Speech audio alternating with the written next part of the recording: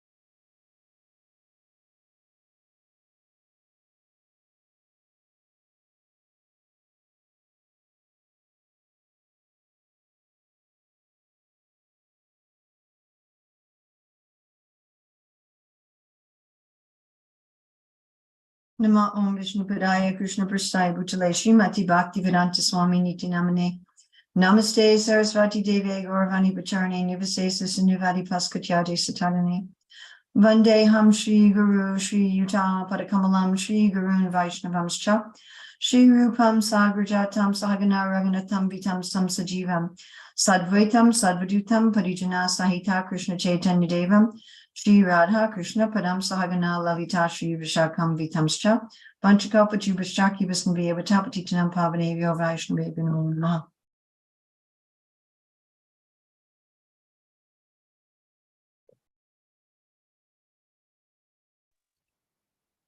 Hare Krishna Mataji, please are respectful obeisances. Please accept mine. Om Namo Bhagavate Vasudevaya. Om Namo Bhagavate Vasudevaya. Om Namo Bhagavate Vasudevaya. So today we are going to go through Canto 1, Chapter 7. So first we're going to look at verses 1 through 6. This is where Shaunaka Rishi inquires from Suta Goswami about Vyasa's activities after Narada's departure. Suta Goswami first describes how through his meditation, Vyasa perfectly understood the Lord's internal energy, the living entity, and the Lord's external energy. And the theme of these 6 verses is that in order to compile and write transcendental literature, or in order to preach, one must have personal realization of the Lord, the disease, Maya, the jivas, and the cure for that disease, Bhakti. So there's a difference between just repeating math facts and actually knowing them. And we can refer to Bhagavad Gita, chapter 13, 8 through 12. What is the process of knowledge? All right, so let's start with verse 1. Rishi Sanaka asked, O Sutta, the great and transcendently powerful Vyasadeva heard everything from Sri Narada Muni. So after Narada's departure, what did Vyasadeva do? And Srila Prabhupada, we have some people who still, folks, gotta mute.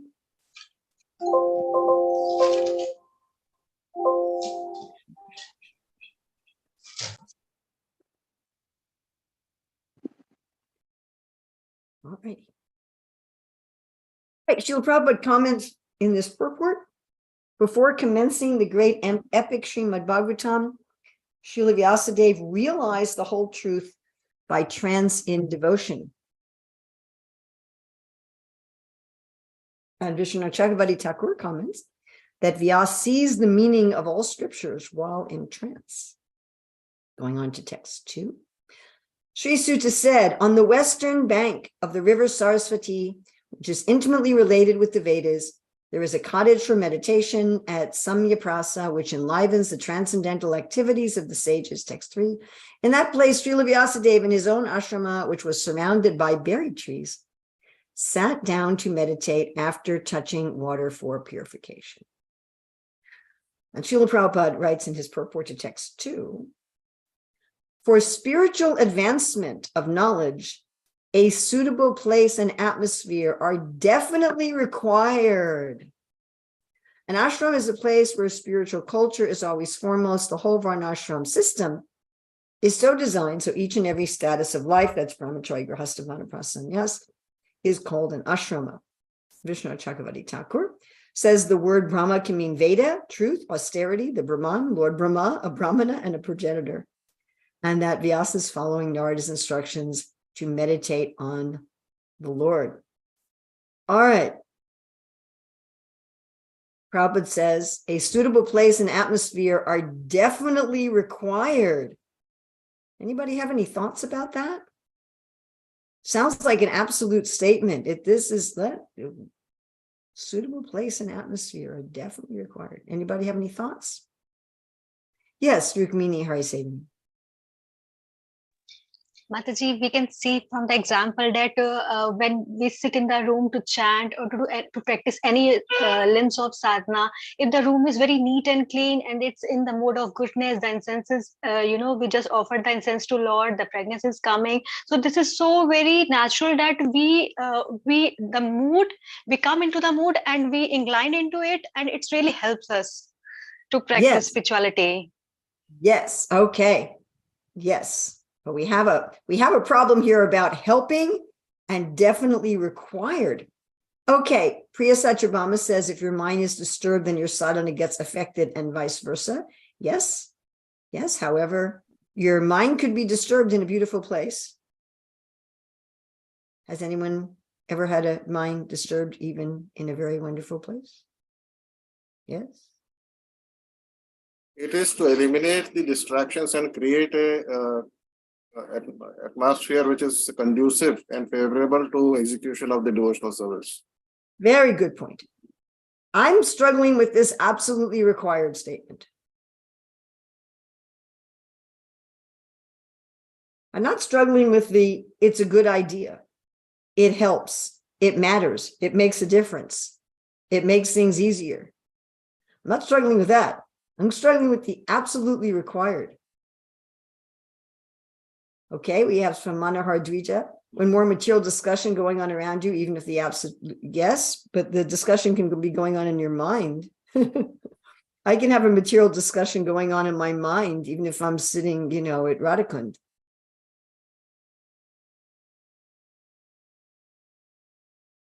Anybody want to hit this absolutely required statement from Srila Prabhupada in this purport?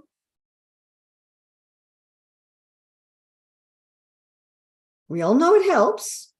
We all know it matters.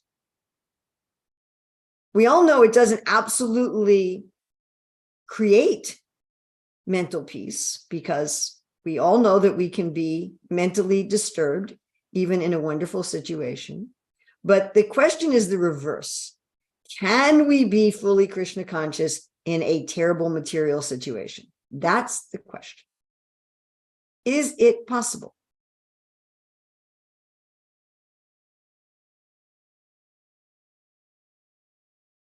Saying, yes, I agree. And I'm going to tell you a little story. So how many of you have read the book Salted Bread? Any of you read the book Salted Bread? Okay, that was a terrible situation, correct? And you read about how Sachi Sutta left his body. So Sachi Sutta was very sick from being beaten for 1.5 years and only eating salt and bread for 1.5 years. And so when they were transferred to the Siberian labor camp, he was in the infirmary. And he died there. So some years later, the devotees met, when they were out on Harinam, some man who had also been a prison in that same labor camp, prisoner. And he said the way Sachi Sutta died. So this is in the infirmary of a Soviet labor camp. So let's think about this. You know, you're in prison.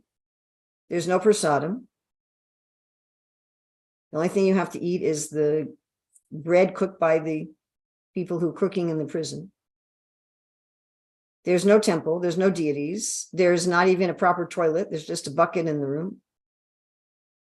The people who are your associates are murderers, thieves, rapists, child molesters, arsonists. Those are your associates. You don't have any, you have no books. You're not allowed to have beads. They would sneak and make beads out of bread, which would be taken away, and they would be beaten, and then they would try to make other beads. So you have nothing. You have no association of devotees, no holy places, no deities, no books, no prasadam. You're associating not only with materialists, you're associating with criminals. I mean, actual criminals.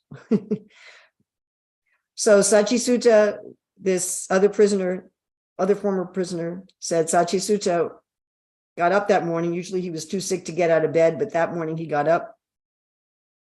And that morning he not only shaved his face, he also shaved his head. And he said he left a little hair in the back. And then he took one of the magazines in the infirmary and he tore it up and put it together and made like a necklace out of the magazine. And he took off his prison clothes and he took the bed sheet and he put it on. And he sat down in the middle of the floor and he started to chant.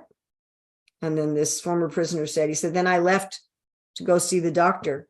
And when I came back, he was still sitting in the middle of the floor, smiling. And I said, I'm back, I'm back. He said, and then I touched him and he fell over and I could see that he was dead. So I take this statement from Srila Prabhupada as a general statement, not as an absolute statement.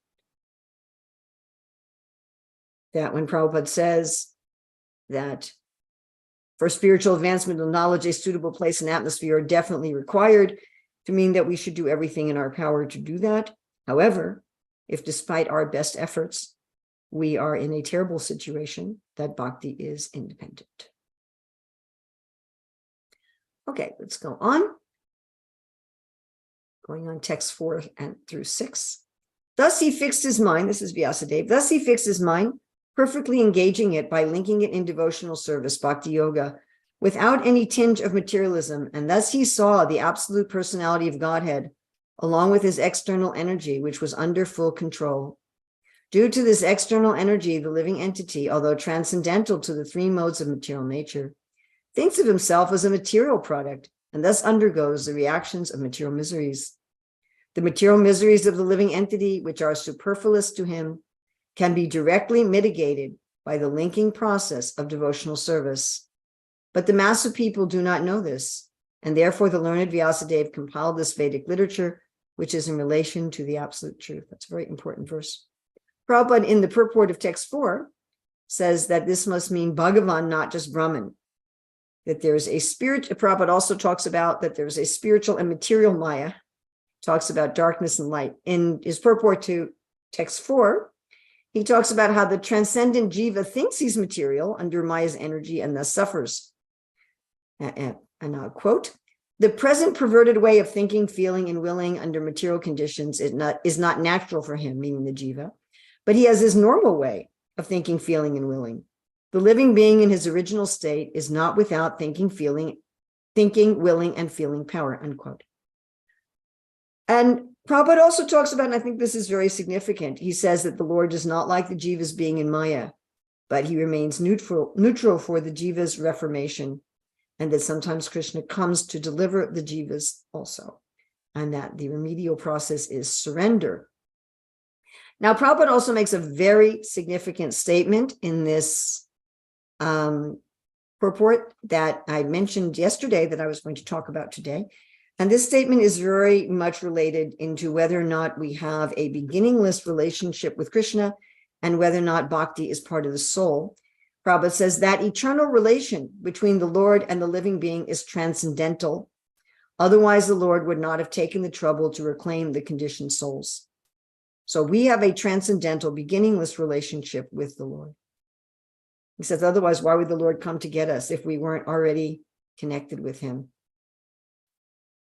All right. So can someone tell me without looking, what did Vyasadeva see in meditation? Without looking back at the verse, without looking at the notes or anything. What did Vyasadeva see? Someone tell me, please. Either raise your hand or put in the chat.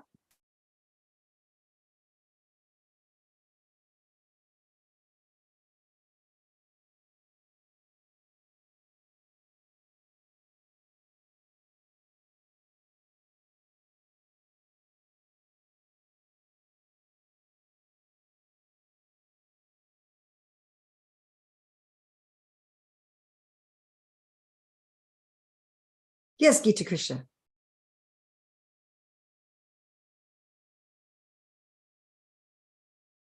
Gita Krishna, yes. You need to unmute. Right now you are a muted black rectangle. Yes. We could see the entire subject matter of Bhagavatam in this trance. Saw the subject matter of the Bhagavatam. Wow. So before he compiled it, he saw it. Excellent. What else did he see? Thank you. Either please raise your hand or write in the chat.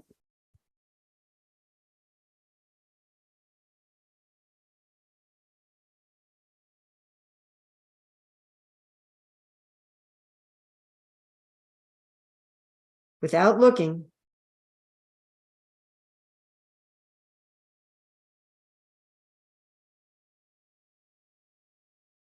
We have sometimes a problem that when we read verses, people space out. Yeah, I've noticed this for a long time. Like you're reading the verse and people are just like, oh. Then when you start to lecture, they wake up. But when you're reading, they just, huh? What did we read? Okay, I think we need to go back and read this. Yeah, I think so. Okay. The Supreme Lord, yes. Let's see. What did he see? Okay. Thus he saw the absolute personality of Godhead along with his external energy, which was under full control. Due to this external energy, the living entity, although transcendental to the three modes of material nature, thinks of himself as a material product and thus undergoes the reactions of material miseries. The material miseries of the living entity, which are superfluous to him, can be directly mitigated by the linking process of devotional service. So what did he see?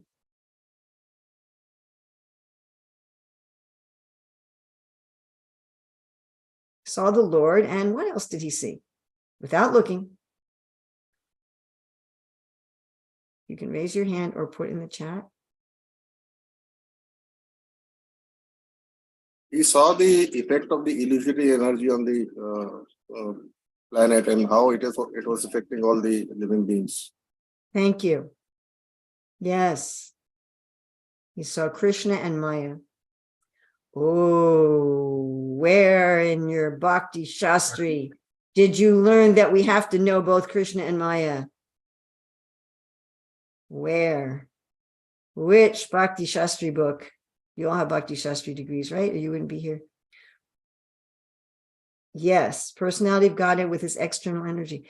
In which book that you studied in Bhakti Shastri did it say you have to know both Krishna and Maya?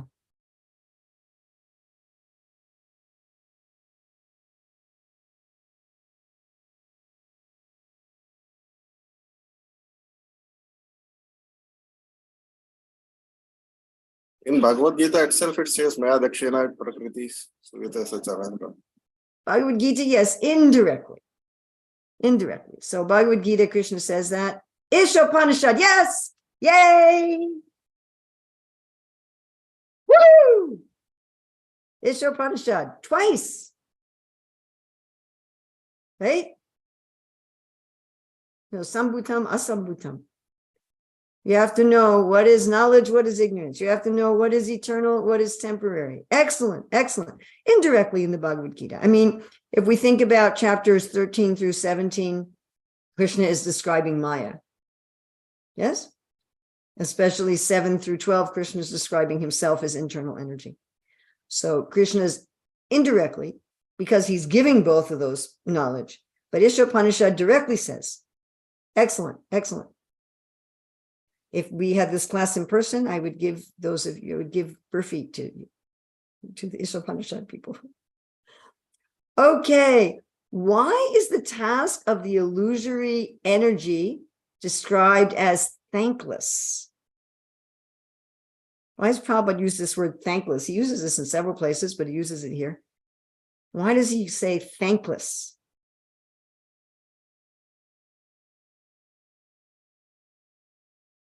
By the way, I hope you're all okay with our classes being fun.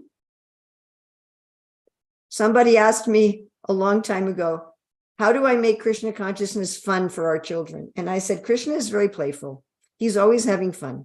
Therefore, if you are conscious of Krishna, you will be having fun. I said, if you're not having fun, I don't know who you're conscious of, Lord Shiva or somebody. Because she is rebuked all the time. Okay, by us, we are always rebuking her. We don't generally thank the illusory energy. we are not usually grateful. Because it drives away us from Krishna. Yes. Yes. Do you think Krishna thanks the illusory energy? When Prabhupada says thankless task, we're not thanking her usually. We're usually rebuking her and criticizing her. But what about Krishna? Do you think Krishna thanks her? Yes, that's what we asked for, definitely. Why would Krishna thank the illusory energy, do you think? Because the jiva, by experiencing this illusory energy, gets frustrated and then moves to Krishna. Very nice. Thank you, Radhikeshwar Prabhu. Rukmini Harisevani, you have some other thoughts, yes? Yes, Mataji, just adding to Prabhu's thought, I was thinking that when a devotee started to get serious, and then the external energy takes test, and till the time we are really loyal to Krishna, that we really want to go back to him, she takes our test, and this is the way. So Krishna, we thank. So Thank you. I'm And we have reminded- Priya Satyabhama, one second, Priya Satyabhama saying in the chat, because she's acting on behalf of the Krishna. Yes, she's doing his work. Yes. Rasika Priya Shama Prabhu. I was reminded of that example of a dog which Prabhupada gives. Hmm. Can you expand that a little bit? That the dog is like, it does not let someone in. Oh, yes. Unless the owner gives that kind of comfort to the dog that yes, you can let. Oh, I like this very much. The dog doesn't let someone in unless the owner gives comfort to the dog. Can I steal this and use it in my preaching? Do I have your permission? Yes, sure, Mata. I think this is very nice. Yes, the owner has to come out and pet the dog and say, yes, yes, this is a friend. This is a friend. Or the owner, sometimes if the dog is really angry, has to take the dog, put the dog in another room. Yes. So then the guest can enter. Yes. And Lakshmi Mahesh is saying how that Maya is necessary for reformation. Yes. So when Prabhupada says that she has a thankless task, she's thanked by Krishna. It's not that nobody thanks her. It's just that we don't usually thank her. Just like children don't usually thank the parents when the parents, put them in timeout or take their toys away. The child, stop hitting your brother with your toy. I'm taking your toy away. The child doesn't usually say, oh, thank you, dear mother and father, for taking away my toy. Okay, what are both ways the conditioned souls are reclaimed by the Lord? What are both ways? As described in text 5. And if you want, now you can look. You want to look at text 5 and find what are both ways.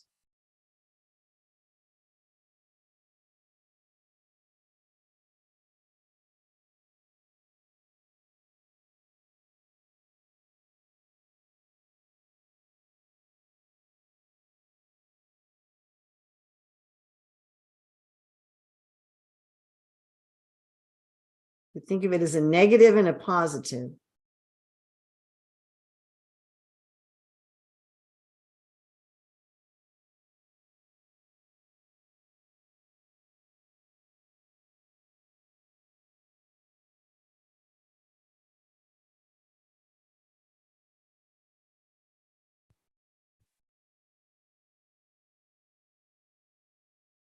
Yes, Gita Krishna.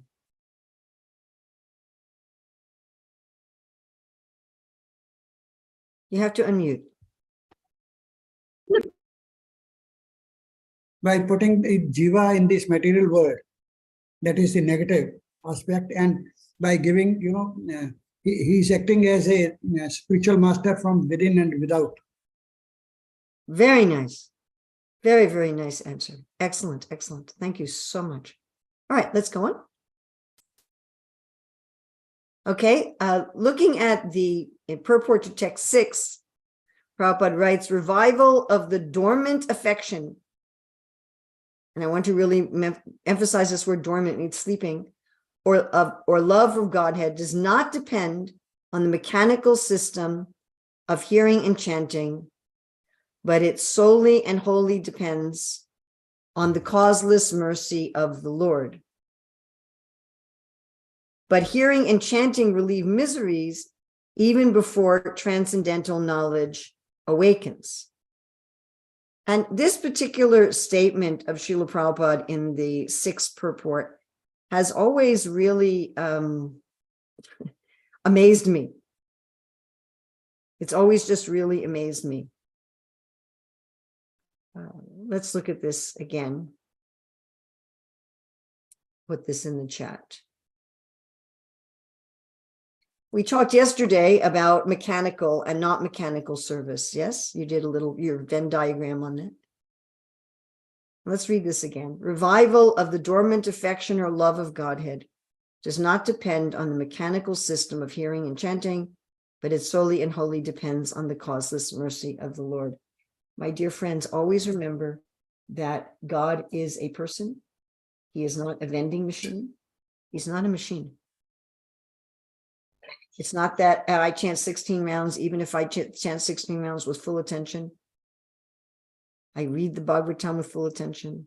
I've memorized the whole Bhagavad Gita. I've memorized the whole Bhagavatam. Krishna may not come. It's not a question of I check off all the boxes. That's not what's going on. Just like we gave the analogy yesterday of the unfaithful spouse.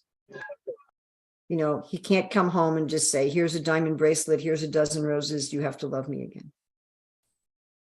It's up to Krishna whether or not he accepts us.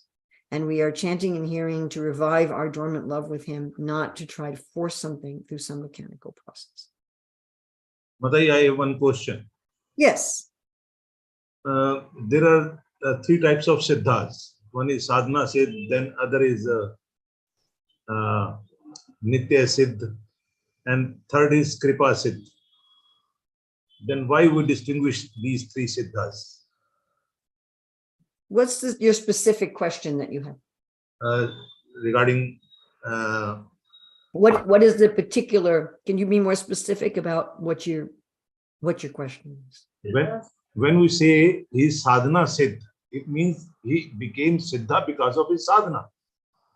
Yes, but there has to be kripa also. That is true. That is true. But Kripa siddh means there was little or no sadhana. yeah, but sadhana siddh means he did sadhana and that got the kripa. Yes, but still he must have kripa. And sadhana doesn't guarantee kripa. Okay. If you think sadhana guarantees kripa, then the whole mentality is wrong. Okay. The basis of the mentality is wrong. Again, just a very simple example. I'm sure all of us in our life have had somebody who offended us, betrayed us, disappointed us, insulted us. Yes? If you live to be 5 years old, you will experience that. Somebody will do something that will hurt you mentally, physically, practically in some way. Now, if that's a person who already had a relationship with you, your brother, your sister, your parents, your spouse, your child, your friend, and after hurting you, after betraying you, after whatever, if they want to restore the relationship, they can ask you, what can I do to restore the relationship? And you can say, you can do this, you can do this, you can do this. And if they come to you and said, now I've done this, I've done this, I've done this. Okay, restore the relationship. Then the whole mentality was off. You follow?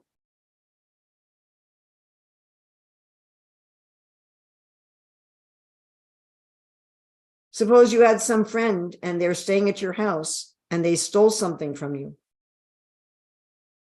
And you discover it. And they say, oh, I'm very sorry. Please continue to be my friend. And you say, well, you have to return what you've stolen. So they return what they've stolen and they say, now we have to be friends again. You'll not accept, probably. Because they've missed the point that they betrayed your trust. The point wasn't just that they stole something. The point was that you let them stay in your house and you trusted them and they betrayed your trust. So if we just say, Krishna, I chanted 16 rounds now every day, faithfully for 50 years, and I follow the regulative principles strictly, and I went to all the places of pilgrimage, and I served all the devotees. Give me my prema. He's like, no. So sadhana siddha is not that it's mechanical. There has to be a change of heart. It is entirely possible to do the process of sadhana and not have a change of heart. It's entirely possible. Demons do sadhana. In fact, they do. Yes. Demons do austerities and different types of sadhana. So it's entirely possible. As I talked about yesterday, it's a question of whether or not you go through an artanavritti. And many people resist that. So there's always some kripa. Kripa siddhi means, like one devotee's, when Prabhupada was on the planet, one devotee's mother was dying, and he went to see her when she was dying. And as she was leaving her body, she looked at him and said, now where is your Krishna? And that's how she died. Prabhupada said she went back to Godhead. That's kripa siddhi. She never did any sadhana. But don't count on that. Don't think, well, I won't do any sadhana. And,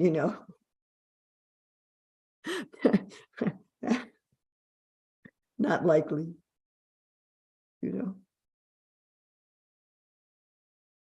Okay. Thank you. Very nice question. Jiva Goswami's comments on verse 4, Bhakti means prema.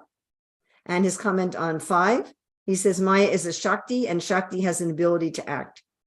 He says that Shakti is merely a quality. Why then does Maya have the quality of being ashamed if she's just an insentient Shakti? And Jiva Goswami says that the Shastra says there's controlling deities of these Shaktis. Jiva Goswami, in his commentary to verse 4, gives many arguments against Mayavada philosophy, which we do not have time to discuss. Vishnu Chakravarti Thakur says seeing the Lord means seeing him in fullness, and that one has to see the Lord to describe his sweetness. And he also says, this reverts back to the Ishopanishad point, one needs to see Maya just as one needs to see a disease in order to prescribe the cure for the disease. These verses remind us of 2:5-13. The ignorant jivas, bewildered by Maya, who is ashamed to stand in front of the Lord, boast about I and mine. Okay, how did Vyasadeva respond after his vision?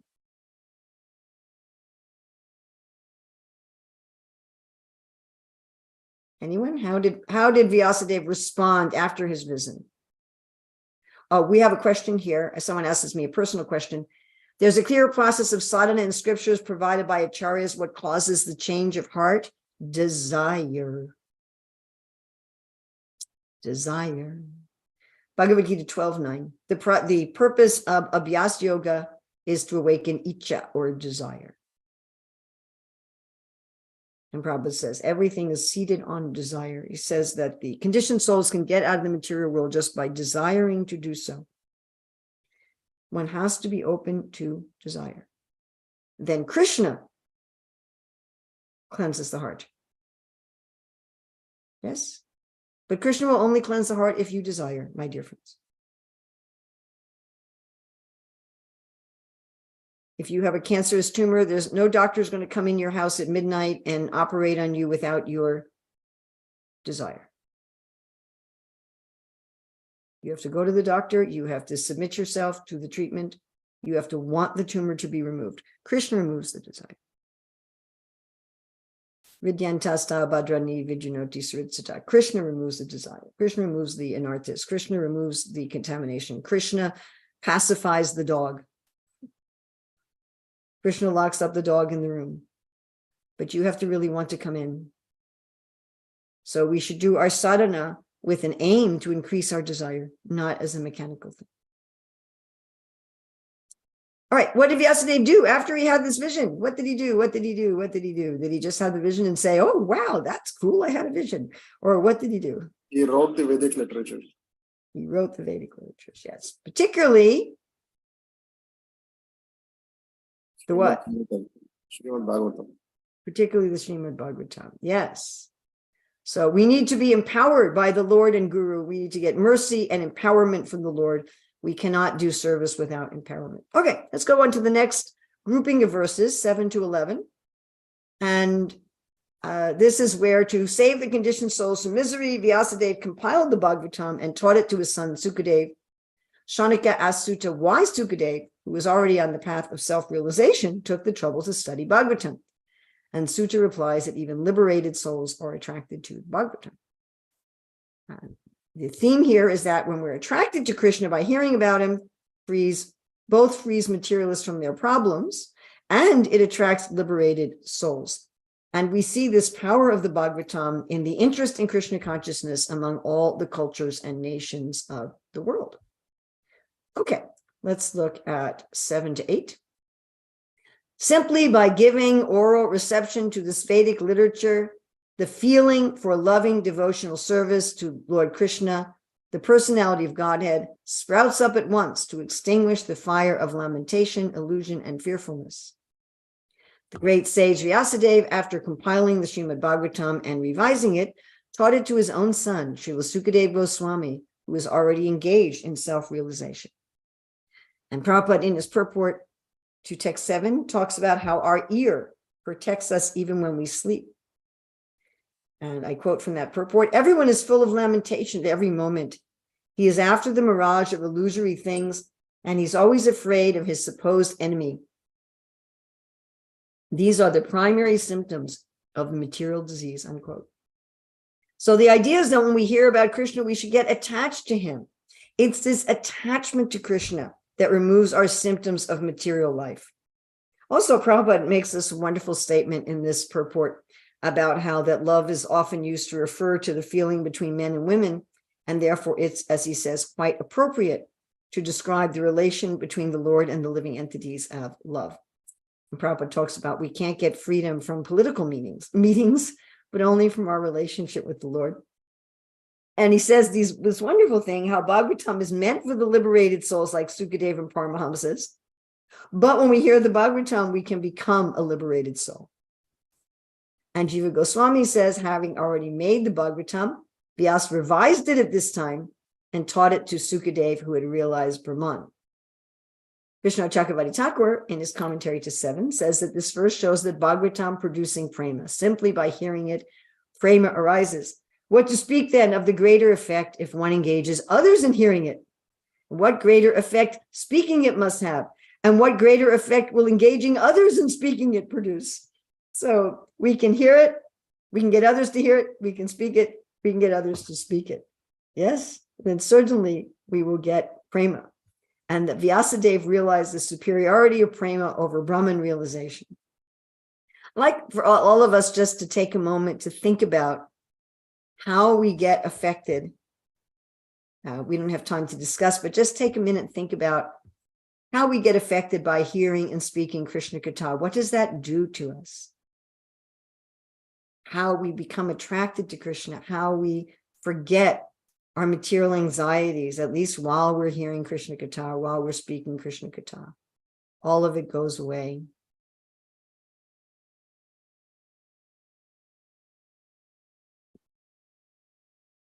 I personally find my personal experience is that hearing, reading, speaking, discussing Krishna Katha is magical and mystical and amazing, and that's my experience. So maybe you can take a few moments here and think about what kind of experiences you have had.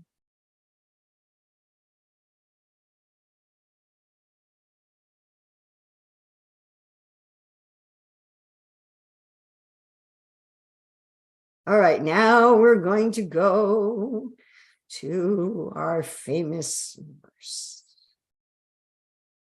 Text 9. We're going to text 9 to 11. Sri Shonika asked Suta Goswami. Sri Sukadeva Goswami was already on the path of self-realization, and thus he was pleased with his own self. That's what Atma Rama means. There's a lot in pop psychology today about liking yourself and loving yourself. That's what Atma Rama means. Atma Rama. I take pleasure in myself. Right? We also have Atmarati, Atmaruchi, to love yourself. He was pleased with his own self. So why did he take the trouble to undergo the study of such a vast literature? Generally, if we're pleased with ourselves, we don't need to do anything. As Krishna says, the great devotees, they have no need to work, no need not to work. Going on, text 10. Here's our famous verse. All different varieties of Atma Ramas, those who take pleasure in Atma or spiritual self, especially those established on the path of self-realization, though freed from all kinds of material bondage, desire to render unalloyed devotional service under the personality of Godhead. This means that the Lord possesses transcendental qualities and therefore can attract everyone, including liberated souls. Text 11, Srila Sukadeva Goswami, son of Srila Vyasadeva, was not only transcendently powerful, he was also very dear to the devotees of the Lord. Thus, he underwent the study of this great narration of Srimad Bhagavatam. Now, of course, we could discuss the Atmarama verse for a very, very, very, very, very long time. We know that Sri Chaitanya Mahaprabhu gave up to 64 explanations of the Atmarama verse. Unfortunately, in today's class, we do not have the time to go into this verse in depth.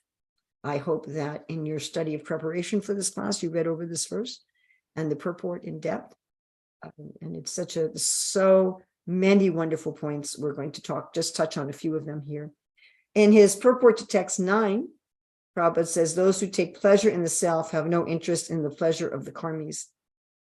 And purport to text 11, Prabhupada gives some of the various definitions given by Lord Chaitanya and how the Lord attracts the 4 Kumaras and Sukadeva. And in Prabhupada's explanation of text 11, he says, although the personalist and impersonalist may stay away from each other, this is very important. When Sukadeva was attracted to Krishna, he became dear to the personalistic devotees and they became dear to him. So the reason, this is thinking about the progression of what's going on here. Vyasadeva has this vision. From this vision, he starts revising and speaking the Bhagavatam to his son, who is already liberated. And then the question is, why would his son be interested if he was already liberated? And the answer is, the Bhagavatam attracts even liberated souls, and Sukadeva Goswami, having become attracted, became dear to the devotees. And the devotees became dear to him. And that was another reason why he wanted to hear the Bhagavatam.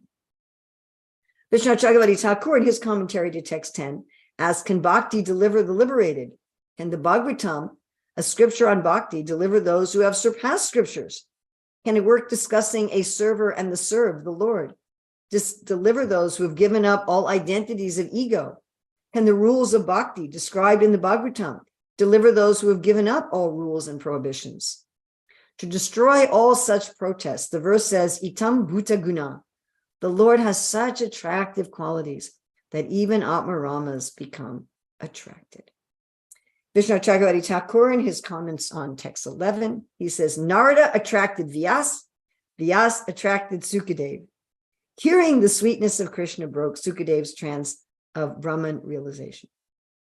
This statement of Vishnu Chakravarti Thakur reminds me of the first time that I met Srila Prabhupada. That was in the summer of 1974 in Chicago, when Prabhupada came for the first Chicago Rath Yatra.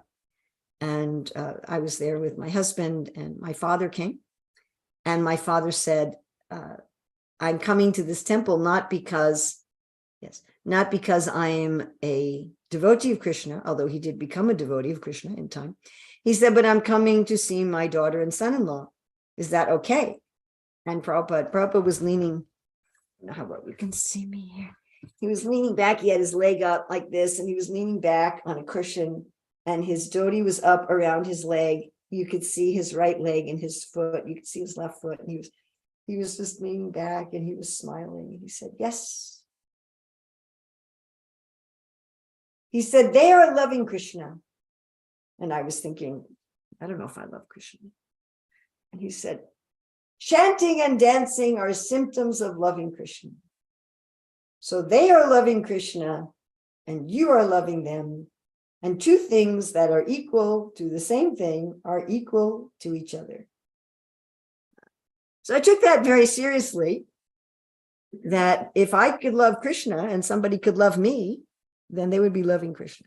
So that's what Vishwanath Chakravarti Thakur is explaining here, that Narada Muni, as we studied yesterday, he attracted Vyasadeva. He told his own story, how he was a maidservant's son, and etc. And Vyasadeva was attracted. And Narada said, I meditated and I saw the Lord. So Vyasadeva meditated and he saw the Lord. So Narada attracted Vyas, then Vyas attracted Sukadeva. Yes, this is how it works. And now Sukadeva is attracting us, I hope. Okay. Do we have some experience? Anybody have some experience in preaching to impersonalists or the people who are in Sattva Gun? Anybody want to share any experience of preaching to impersonalists or Sattva Gun types?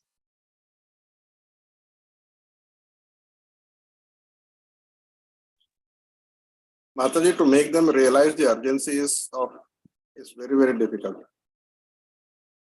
I have also found this, yes. Yes, Rukmini, Hari Sevi. Mataji, I also tried to preach one Satu person who was in Sataguna. So it's very difficult because they think that whatever they are doing, they are not doing anything bad. They are doing good to all. They are doing pious deeds, this and that. And I get up early in the morning like this. So many, knowing unknowingly, they are getting the sukritiya but it's very difficult to preach. Yeah, I find it easier to preach to people in Tamagun and Rajagun. At least when you tell them they're suffering, they can go, yes. You preach to someone in Sattvagun, they're like, I'm not suffering. I'm always happy. Anybody else? We haven't heard from some of our black rectangles today. Jagat Mata Sachi something, Dam Vasi Kripa something, Banu Gaur, some of our black rectangles. Be nice to hear from some of you too. Anyone else have any experience with preaching to impersonalists and Sattvagun?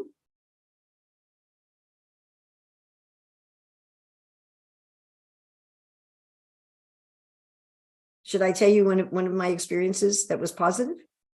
Should I tell you? Okay, so I was very new in the Krishna consciousness movement. I'm still new. I'm still just a baby. But anyway, in terms of time, I was also new. And Prabhupada had come out with just one chapter of Chaitanya Charitamrita, Adi Leela chapter 7, called Lord Chaitanya in 5 Features. So this was published very early on, 73, 74. You know, Chaitanya Charitamrita was published later. But we had this one little book, Lord Chaitanya in 5 Features. So I read it, and I didn't just read it, I drank it. Pibantiye Bhagavata Atmana Satam. I was drinking this chapter. You understand? I was really assimilating it. And I was only 18, 19. My brain was sharp back then. I didn't have an old brain like I have now. So I really drank it and I assimilated it. So then I was at the Sunday feast. And this one gentleman from India was visiting the temple. In those days, we didn't have so many people from India coming. So he was visiting the temple. And in Adi Leela chapter 7 is where Chaitanya Mahaprabhu is talking to who? Who is he talking to there? Anybody know? Mahaprabhu is speaking to whom? Who is there a conversation in Adi 7?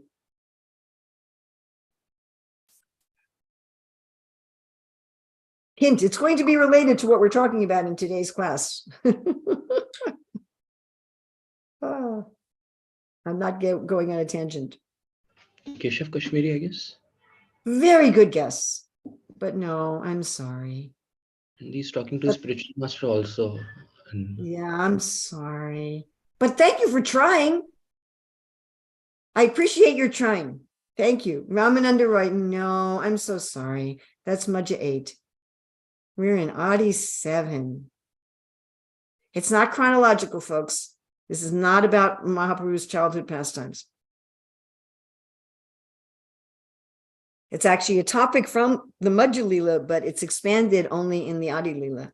Krishnadas Kaviraj decided to expand on it in the Adi Leela before he actually tells the story in the Madhya Leela. Prakasananda Saraswati. Hey, Jia Kumari, are you with us? I mean, I see you, but you seem to be just having all sorts of side conversations with many, many people here. So pretend you're actually sitting in my Hare Krishna Mataji, Hare Krishna Mataji, my sister is Deen Pavni. She is sitting here. I'm just talking about this Bhagavatam to her. What are you discussing? I'm just discussing with her. Oh, very good. Then that is we good. both are in same room. Okay. Deen Pavni and very good. We're not physically in the same room, you know, so I can't see exactly what you're doing off camera. So no, oh, no problem. No problem. We are in same room. See. Oh, very good. Hare Krishna. Nice to see you. So Mahaprabhu is talking to Prakasananda Saraswati, and he's defeating Mayavad philosophy.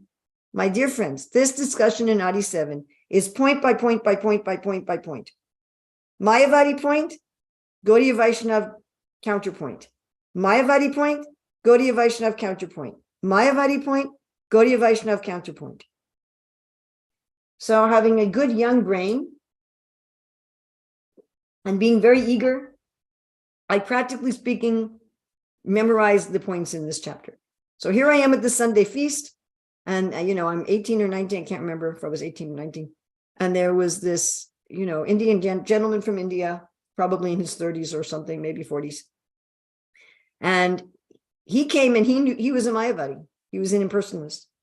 So he's talking to me and he's making all the points like he had read the same chapter. So he had made to say he was making all the points, and I just, boom, I had the counterpoints from Mahaprabhu and Srila Prabhupada. Every point he made, I countered it. Exactly what Sri Chaitanya Mahaprabhu or Srila Prabhupada in his purports said, point by point by point by point. So after we talked for, I don't know, an hour, he looked at me and he said, "You are the most intelligent person I have ever met in my life." And I was able to look him full in the face and say, none of this is my intelligence. I said, all of this is the intelligence of Srila Prabhupada, my guru, and Chaitanya Mahaprabhu. And he became a devotee. So that was my one very positive experience with preaching to impersonalists. And I just thought it was so cool, that Prabhupada and Lord Chaitanya were using some young white New Yorker to defeat this very, very, very scholarly Indian gentleman. All right, so the more that it was just really, really fun. I had so much fun. So the more we speak and hear and distribute Krishna Katha, the more the planet will be blessed. All right, we want to just have some brief mention that in Prabhupada's purport to text 8, Srila Prabhupada gives logical arguments about the dating of the Bhagavatam. And Srila Prabhupada is basing a lot of these arguments on the commentary of Vishwanath Chakravarti Thakur to text 8. So I don't know if you ever deal with this kind of thing, but if any of you deal with the dating of the Bhagavatam, Prabhupada's giving logical arguments based on the Bhagavatam itself. We don't have time to discuss them, but I want you to note that they are there. All right, in Prabhupada's purport to text 10, Srila Prabhupada is referencing things from Bhakti Rasamrita Sindhu. Prabhupada is there talking about stages of prema.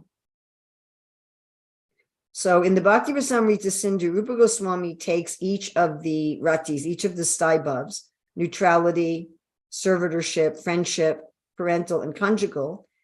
And when he's discussing these staibhavs, he discusses this in the Southern Ocean, in the last wave of the Southern Ocean, and then he discusses this in the Western Ocean in relationship to each of these primary relationships with Krishna. Rupa Goswami discusses degrees of love.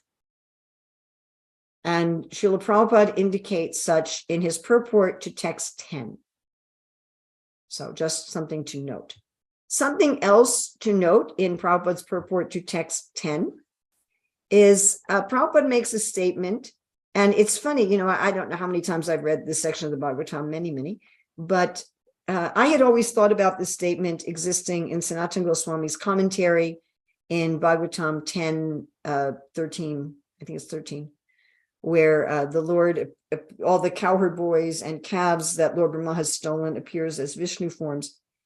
So I always reference this philosophical point from Sanatana Goswami's commentary.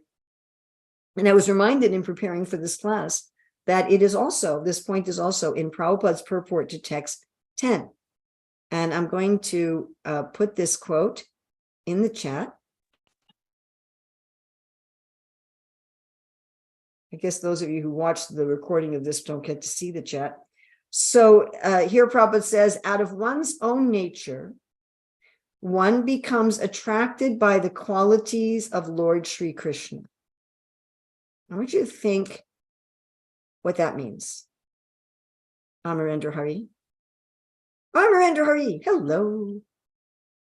See, the people who just keep the black rectangle, I have no idea if they're paid attention or not. They'd be walking out of the room and they may be doing anything, and I have no idea. And so when you turn your video on, I can tell if you're not paying attention. All right. So out of one's own nature, what does that mean? That means our swarup, that means our spiritual nature. It means our eternal relationship with Krishna. Prabhupada says, out of one's own nature, one becomes attracted by the qualities of Lord Shri Krishna. We must know for certain that the qualities of the Lord have nothing to do with mundane qualities. All of them are full of bliss, knowledge, and eternity. Now look at this statement. There are innumerable qualities of the Lord, and one is attracted by one quality, while another is attracted by another. Sanatana Goswami makes a similar statement in a commentary on the 13th chapter of the 10th canto, where he says the Lord has innumerable qualities and each diva is particularly attracted by one of those qualities. So this point relates to what we were talking about yesterday, that we have certain services that we particularly like to do and that make us feel particularly connected with Krishna. So there are also certain qualities of Krishna that particularly attract each of us, and that's different for each of us. It's different for each of us. Certain forms that particularly attract us. Certain qualities that particularly attract us. This is what individuality is all about. It's not just that what I find particularly attractive in Krishna is what you're going to find particularly attractive in Krishna. We are all eternal individuals. And as we begin to awaken in our Krishna consciousness, this natural, Prabhupada says, out of one's own nature, this natural attraction of ourself for some quality of Krishna starts to manifest. Very important point Prabhupada makes. Sort of a side point to our main discussion, but okay, going on now to the next section, which is verses 12 to 29.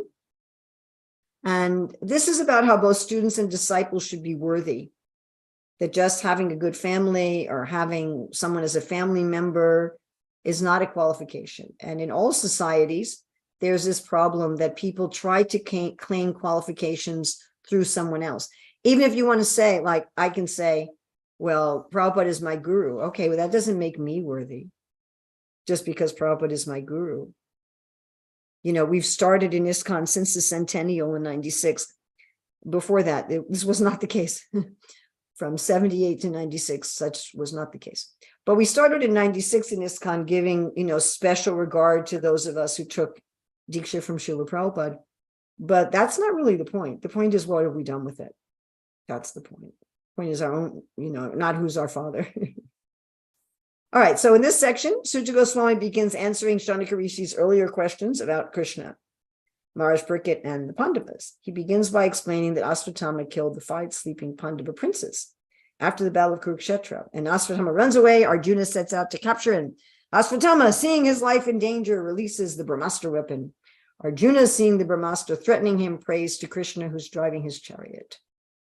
So we should use our power and knowledge responsibly to help and protect others, not to hurt others. Okay. Text 12. Suja Goswami thus addressed the rishis headed by Saunaka.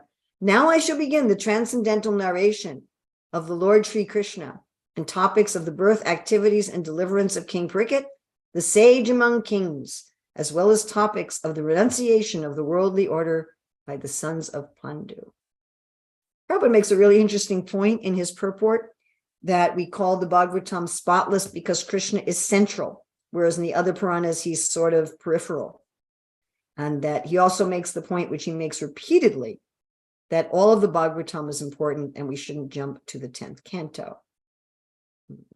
Krishna Chakravarti Thakur says that the question of how such a yogi like Sukadev was inclined to hear the Bhagavatam has been answered. Now, the other question, can go back to it, how Parikshit heard the Bhagavatam while fasting until death, and other topics like his astonishing birth can be discussed. Okay, let's look at 13 through 14. When the respective warriors of both camps, namely the Kauravas and the Pandavas, were killed on the battlefield of Kurukshetra, and the dead warriors obtained their deserved destinations, and when the son of Dhritarashtra fell down lamenting, his spine broken, being beaten by the club of Bhimasen, the son of Dronacharya, Ashvatthama, beheaded the 5 sleeping sons of Draupadi and delivered them as a prize to his master, foolishly thinking he would be pleased. Duryodhana, however, disapproved of the heinous act and was not pleased in the least. Prabhupada writes here in his purport about how Mahaprabhu, Sri Chaitanya Mahaprabhu, desired that all who are born in India seriously understand such Krishna kathas, and then after full realization, preach the transcendental message to everyone in all parts of the world. This will bring about the desired peace and prosperity of the stricken world. By the way, in the database, it shows that Prabhupada used this term peace and prosperity 195 times. Jiva Goswami, in commenting on text 12, says the main thing is topics about Krishna. And why was Duryodhana upset? Because the Pandavas themselves were still living, but the Kuru dynasty, which was part of his dynasty, was destroyed. All right, going on to text 15 to 17. Draupadi, the mother of the 5 children of the Pandavas, after hearing of the massacre of her sons, began to cry in distress with eyes full of tears. Trying to pacify her in her great loss, Arjuna spoke to her thus, "O gentle lady, when I present you with the head of that Brahmana, after beheading him with arrows from my Gandiva bow, I shall then wipe the tears from your eyes and pacify you. Then, after burning your sons' bodies, you can take your bath standing on his head." Arjuna, who is guided by the infallible Lord as friend and driver, thus satisfied the dear lady, we have the word Priya, by such statements. Then he dressed in armor and armed himself with furious weapons. That word always, furious weapons, because these weapons are actually people, they're divine weapons. And getting into his chariot, he set out to follow Asvatthama, the son of his martial teacher.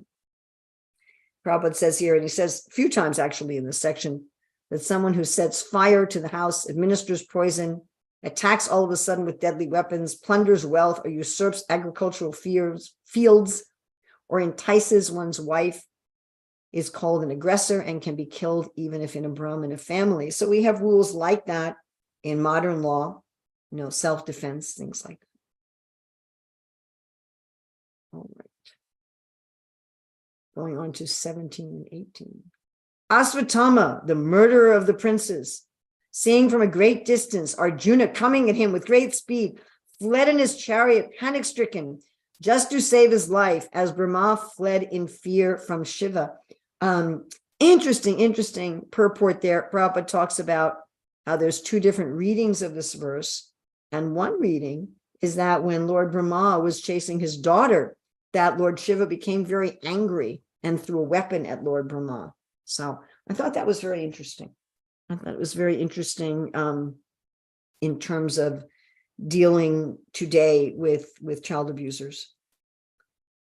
Going on to text 19, when the son of the Brahmana, Asvatthama, saw that his horses were tired, he considered that there was no alternative for protection outside of him using the ultimate weapon, the Brahmastra. So, wow, that's not a very good thing, is it? What does a Brahma Bandhu mean? I mean, I know it means friend of a Brahmana, but anybody like to suggest the difference between a Brahmana and a Brahmana Bandhu? Because that's a major kind of theme of this section, that Asvatthama is sort of a Brahmana and he's sort of not a Brahmana. Yes, Priya Satyabhama.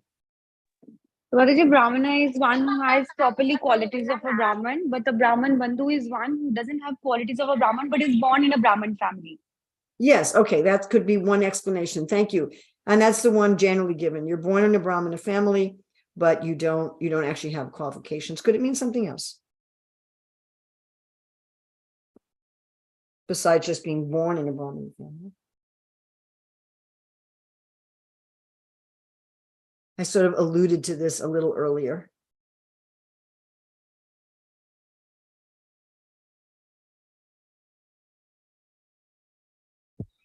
Mataji, chiefly qualification matters here a lot. A Brahmana is qualified absolutely as per the Shastras, but a Brahmana Bandhu is not at all qualified. Just being the relative of that Brahmana is called Brahmana Bandhu. Yes. Now, of course, you say not at all qualified.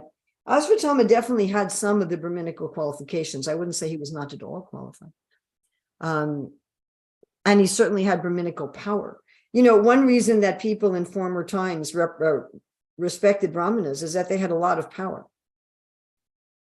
I think in the fairy tales and folk tales of all the cultures of the world, all the talks of wizards and magicians were probably related to this concept. We have Vasistha with his staff, and he created, weapons with his staff against Vishvamrita. I mean, the Brahmanas could do things. They just say, like, become a dog, and poof, you're a dog. They could do that. They would chant mantras, and they had their staff, and they just like become a dog. Poof. Or become rich. Poof, there you were. And I really believe that a lot of what's kind of survived over the last few thousand years of talks of magicians and wizards, and is remembering there's some, memory in human culture of people who could do that. And of course, the Brahmanas lost that power when Shringi misused it. Although it seems that through the Shastra, we have a number of times that Brahmanas kind of used this power without really a whole lot of consideration. So Asvatthama was a Brahmana in the sense that he had Brahminical powers. He had subtle powers. And a lot of the discussion in this section is, again, if you're going to have power, you have to use it responsibly. Now, all of us have some power, yes. Maybe we can't curse people to become dogs and they turn into dogs, but we all have some power that we should use responsibly. So someone is, externally, but they're not really. We have this sort of situation in all of the Varnas right now. We had people who have, the basic inclination of being Kshatriyas, and they're actually working in some government position, but they don't follow the Dharma of the Kshatriyas. We have people who have the inclination of being Vaishyas, and they're doing some business, but they're not doing it according to the Dharma of the Vaishyas. People who have some inclination for being Shudras, and they're doing Shudra business, but they're not following the Dharma of the Shudras. The Dharma of the Shudras is to create beauty and function in society and really value the craft, the tradition and the craft. If Shudras make shoddy materials and dishonestly sell them, they're violating the Dharma. If the Vaishyas are polluting the land and the water, and they're killing the cows, and they're selling, improper things, then they're violating the Dharma of the Vaishyas. If the Kshatriyas are taking the tax money to line their own pockets, if they're fighting wars for personal gain, if they're killing innocent people, if they don't apply laws and justice fairly to everybody, then they're violating the Dharma of the Kshatriyas. If the Brahmanas twist research and truth in order to satisfy some, paying customer, some business or government paying customer, or they use their power of philosophy and knowledge in order to promote some materialistic sensual philosophy, then they're violating the Dharma of the Brahmanas. So a person may have the inclination of a Varna, and they may have training in that Varna, and they may be working in that Varna. But if they're doing a Dharma, if they're not doing the proper Dharma of that Varna, then they're like a friend of that person. They're like a Kshatriya Bandhu or a Shudra Bandhu. They're not actually doing the Dharma. So it can mean someone who's born in the family but not acting. It can also mean someone who's apparently acting but not following the Dharma. They're like a shadow of the Varna. Prabhupada would often say that all the Varnas exist everywhere in human society in terms of people's inclinations and in terms of the type of work that they do. So when he said to teach Varnashram, why would we teach Varnashram if these Varnas all exist already? What we need to do is we need to teach the Dharma. We need to train people in the Dharma. Okay. Text 20. Ooh, this is an important point. We'll do this and we'll take a break. Text 20. Since his life was in danger, my dear friends, note this well. His life was in danger. His horses were tired. He couldn't go anywhere else. Krishna and Arjuna were coming at him. His horses couldn't go. He was stuck. He was cornered. Since his life was in danger, he touched water and sanctity and concentrated upon the chanting of the hymns for throwing nuclear weapons, although he did not know how to withdraw such weapons. Thereupon a glaring light spread in all directions. It was so fierce that Arjuna thought his own life in danger, and so he began to address Lord Krishna. Prabhupada in his purport to text 8 repeats Vishwanath Chakravarti Thakur's commentary of text 19, but that Brahmastras can only be used in ultimate situations. And this was also indicative that Asvatthama was a Brahmana Bandhu and not a Brahmana. his immature decision, his misuse of his power. Prabhupada in text 20 talks about subtle forms of material activities are affected through purification of sound. The same method is adopted here by chanting hymns to act as nuclear weapons. Prabhupada makes the point these are subtle things. Yes, and we mentioned about Lord Shiva.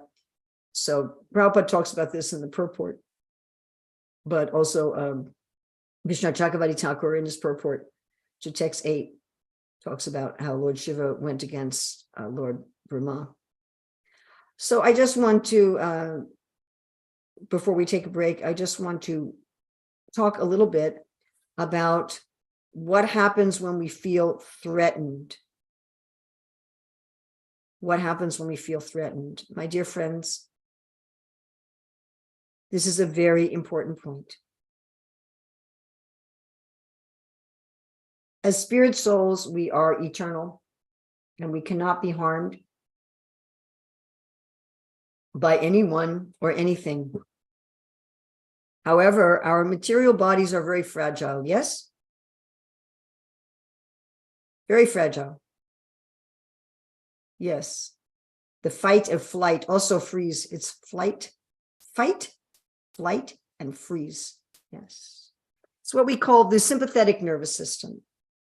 It's governed by the amygdala in our brain. It's a system that's engineered by the Lord out of kindness. Our body is very fragile. Very. It doesn't take much for our body to be injured or killed. And not only is our body very fragile, our social relationships are also fragile.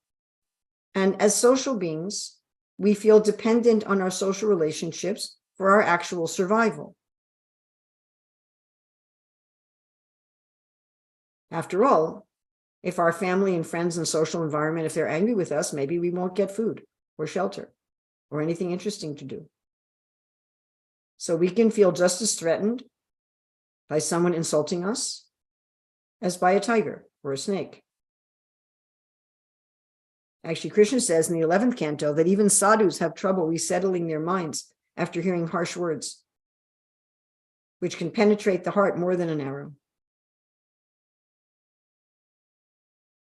The amygdala in our brain interprets insults from others as just as much of a threat as a barking dog.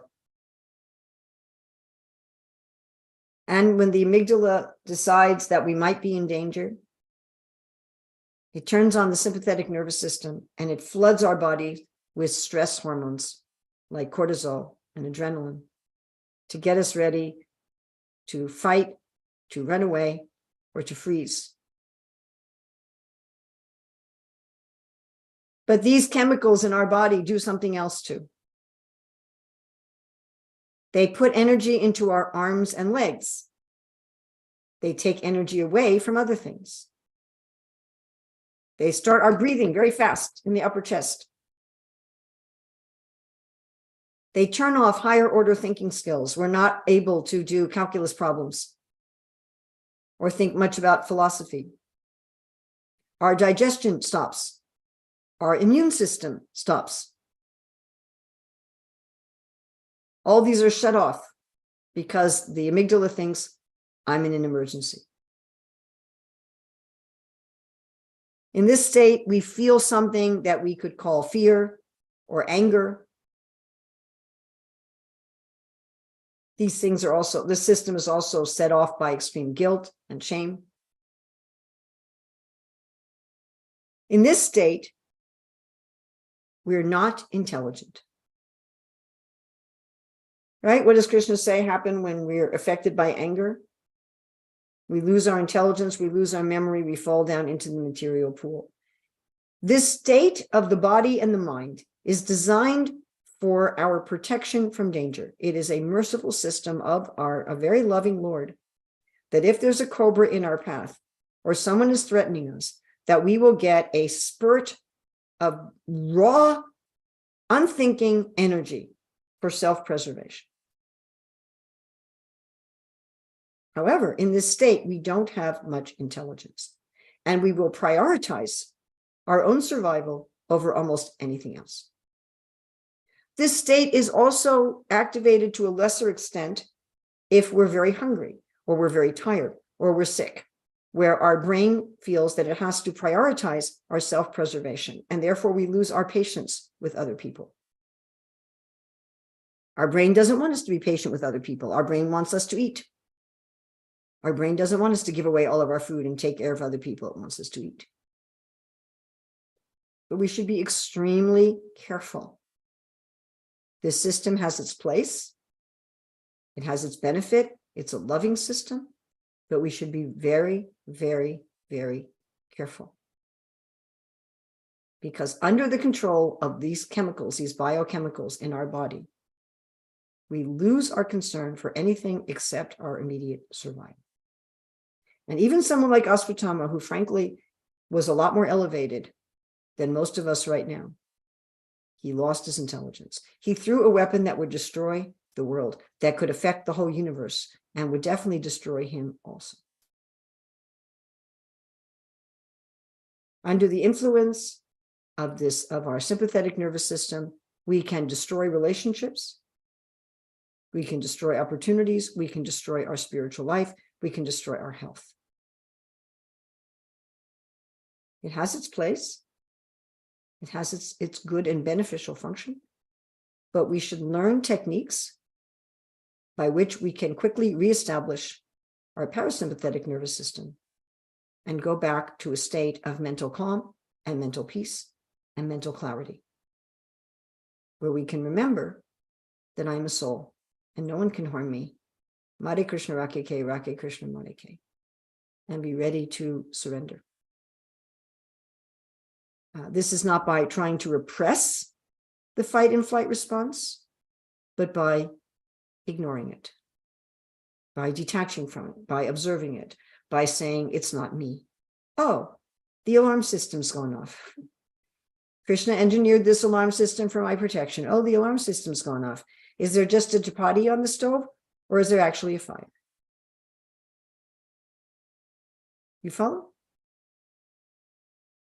Oh, there's just a chapati on the stove. My dear amygdala, you can turn the alarm off. And you might have to wait for a few seconds for it to turn off. And you just wait. And you can take some deep breaths and relax and wait till the chemicals pass through your body and then take action, and not take action under the influence of anger and fear. All right, so we're going to take a break. Certainly that's one of the lessons, many lessons from this section. But one is to don't make Asvatthama's mistake. All right, I suggest that we have a break, that you take a real break. Get up, walk around, have a drink of water, get away from your screen, put down your phone, put down your tablet, your computer, take a real break, stretch. All right, and we'll see you again in 20 minutes.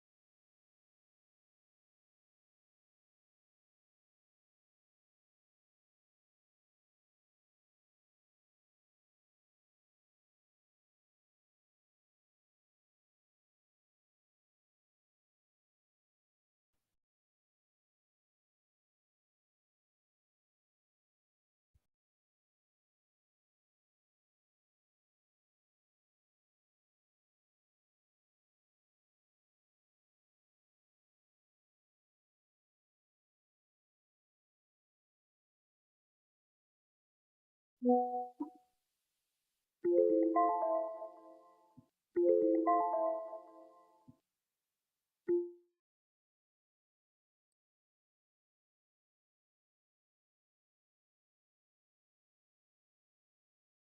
we are back. Hare Krishna. We're going back to this terrible story of Asvatthama. All right. Now Arjuna is going to start praying to Krishna. Verse 22. Arjuna said, "O my Lord Sri Krishna, you are the almighty personality of Godhead. There is no limit." Now, actually, before we read this, so we were talking about Asvatthama's position, that he was being chased by Krishna and Arjuna. You know, he'd already experienced Krishna and Arjuna in the battlefield. He knew what he was up against. He's being chased by Krishna and Arjuna. His horses get tired. He goes into his fight or flight response, and he throws this Brahmastra, although he doesn't know how to unthrow it. All right, now we're going to look at Arjuna's situation. So Arjuna's chasing Asvatthama, and he sees this Brahmastra. Now, Arjuna does not go into this. Arjuna doesn't go into a panic. Right? Asvatthama's panicking. Arjuna is not. When you're panicking, you're not going to offer a bunch of nice prayers. Arjuna said, "O my Lord Sri Krishna, you are the almighty personality of Godhead. There is no limit to your different energies. Therefore, only you are competent to instill fearlessness in the hearts of your devotees. Everyone in the flames of material miseries can find the path of liberation in you only. You are the original personality of Godhead who expands himself all over the creation and is transcendent to material energy. You have cast away the effects of the material energy by dint of your spiritual potency. You are always situated in eternal bliss and transcendental knowledge."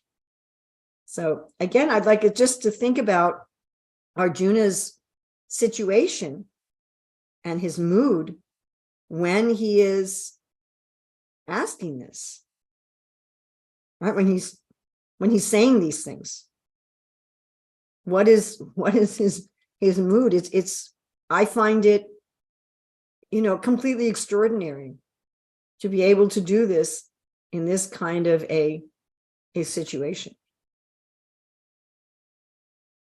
Going on to text 24. "And yet, though you are beyond the purview of the material energy, you execute the four principles of liberation, characterized by religion and so on, for the ultimate good of the conditioned souls. Thus you descend as an incarnation to remove the burden of the world and to benefit your friends." How nice, to benefit your friends. "Especially those who are your exclusive devotees and are rapt," that's R-A-P-T, not W-R-A-P-P-E-D, "wrapped in meditation upon you." All right. So let's see, how many verses was that? 22, 23, 24, 25. 4 verses of praise. Now 26. "O Lord of Lords, how is it that this dangerous effulgence is spreading all around? Where does it come from? I do not understand it." Okay, Prabhupada in his commentary for text 22 is that Arjuna knew, how did Arjuna know all these glories of the Lord? He knew them from the battle of Kurukshetra. Right? Krishna showed his universal form and so forth, and Arjuna saw Krishna fighting. And Prabhupada also talks about how the fire of conditional life may be put out by the words of the spiritual master, just like the fire of the Brahmastra is going to be put out by the grace of Krishna. So figuratively, the fire of conditional life is put out by the words of the Guru. Prabhupada comments for text 23 that Krishna is the source of even Vishnu and full of what Prabhupada calls dynamic variegatedness. Prabhupada talks about how Krishna is distinct from matter and has many energies. That Krishna's having many energies is a very important point in defeating Mayavadis. In text 24, Prabhupada comments about how the Lord descends out of his causeless mercy, unaffected by the modes. I came to this world because I'm influenced by the gunas, but Krishna's coming out of mercy. Text 25, Prabhupada comments about how Krishna is partial to his devotees, this Bhaktivatsalya feature of the Lord, although everyone is Krishna's child, right? Aham bija pradapita. And in 26, we have Arjuna's requests, but he has those 4 verses where he first presents prayers because that's the standard procedure. By the way, we don't find later, a little later on in this story with Uttara, we don't find that she does it. Jiva Goswami's commentary on text 23 is that the Chit Shakti forbids Maya to enter into Vaikuntha because there's no Rajas, there's no Tamas, and there's no time. Vishnu Chakravarti Thakur, in commenting on text 22, says, you who deliver from material existence can deliver me from this fire. In commentary to text 23, that Maya is different and non-different from the Lord. It's not as principal Shakti, but as a shadow. And commentary to text 26, that Krishna is being formed after praising him. All right, so what's the standard procedure for presenting something to the Lord? What's the standard operating procedure? Rukmini Harisevani. Mataji, first of all, we should praise the Lord that you possess so many energies, and then second part is to thank God for whatever He has given. A third is to feel indebted, and fourth is if you want to ask something, then we can ask at the end. Very good. Do you mind if I act as a native English speaker who was a teacher for many years and tell you something about English? Is that okay? Do I have your permission? Yes. Okay, in English, we have words that have silent letters. And D-E-P-T, the B is silent. Debt. Debt, not debt. Yeah, So I debt. can always tell when people In learned debt. English from a book, or they learned from someone who learned from a book, because they say dept, answer, sword, castle, subtle, but those are Yes. silent words in English. So it's debt, answer, subtle, sword, castle. Something I always notice, with non-native speakers who learn from books or who learn from someone else who learned from books, and everyone else around them who speaks English learned in the same way. So everybody says, I am in debt. I am in debt, and I will have to cut this with the sword of knowledge as I come out of the castle and deal with all these subtle energies. And it's like, nope. So I hope you don't mind. No, it's just, I only know like 5 words in Hindi. So my daughter speaks fluent Hindi, but not me. Yes. Anyway, yes, we first praise, and then other things, gratitude. Yes. Our indebtedness to the Lord can also be there. And Amala Charan very nicely wrote in the chat, love and devotion. Yes, there should be love and devotion. Somebody else, what is the standard? There's a few things. There's something missing. Something was missing. Still something we don't have. To be submissive. Oh, very important, not demanding. But there's still something we don't have. It may surprise you. If you can think about the conversation between Nrsingadev and Prahlad, and Nrsingadev said, you have to now, Prahlad, you must do this. Ask for benediction. Correct, Ganga Shakti. Yes, asking for a benediction. Ask for something. I'm just thinking, 2 of my grandsons just had birthdays. Their birthdays are like 2 days apart. And so, what would you like for your birthday? And it's very frustrating if they say, I don't want anything, Grandma.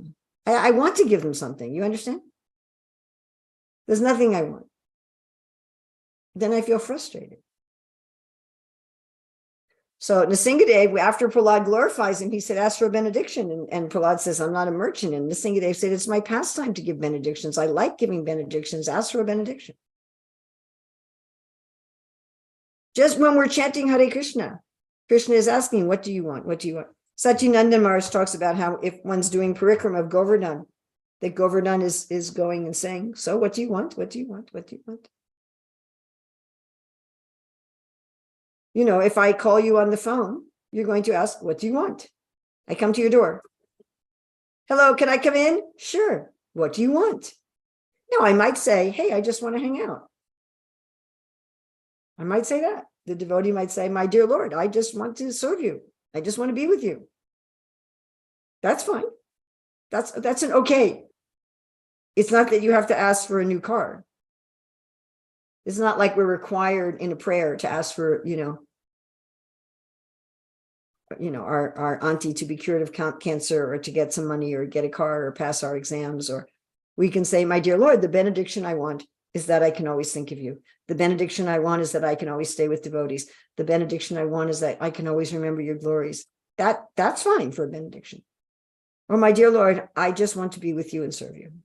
That's also fine. Like I say, you can call somebody. Well, what would you like? Oh, just calling to say hello. I haven't talked to you for a while. I wanted to catch up. How are you doing? But we want something, right? Why'd you call? I don't know. I was just bored. Thought I'd call. It's going to be a pretty boring call. So glorification and benediction, what do you want? At least those two. And I like the love and devotion, submissive, gratitude, thankfulness. Yes, those are all very important. But the standard is this. And all right, now I'm going to ask you why for these two parts. Why do we first glorify? Any thoughts?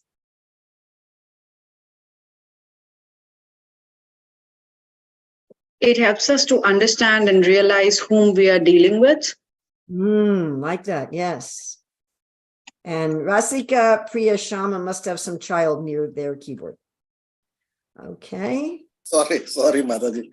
No problem. No problem. When our daughter was 1 year old, my husband actually wrote a computer program, and she's now almost 45. So you can think of what computers were like then. He wrote he was a software engineer. He wrote a computer program, though, that when she banged on the keys, it produced some designs and sounds, and it would entertain her. To understand the value of the person on the other side, Amalachan, yes. Why else do we praise? Why is that part of the prayer that first we praise? Anyone else?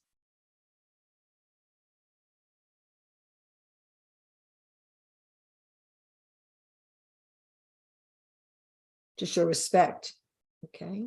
To please the Lord. Yes, remember we talked about that yesterday? How all of us like to be glorified, and so does Krishna? Come on, we admit it. Prabhupada says it. You could admit it. It's okay. Prabhupada said it, so it's okay. You can admit it. I like to be glorified. It's okay. It's all right. It's all right. It's all right. You're still humble. You're still devotee. It's fine. No. I don't like to be glorified. Then Prabhupada's wrong. Now you're in trouble. So we like to be glorified. Krishna likes to be glorified too. Of course, we like to be glorified rightly. There's ways and there's not ways. Lets us know where we stand. Yes. To make the person simply happy. Yes. All right. Now, I've sort of already hinted at this, but why do we ask for a benediction? Why is that also part of the standard thing? Why do we ask for a benediction?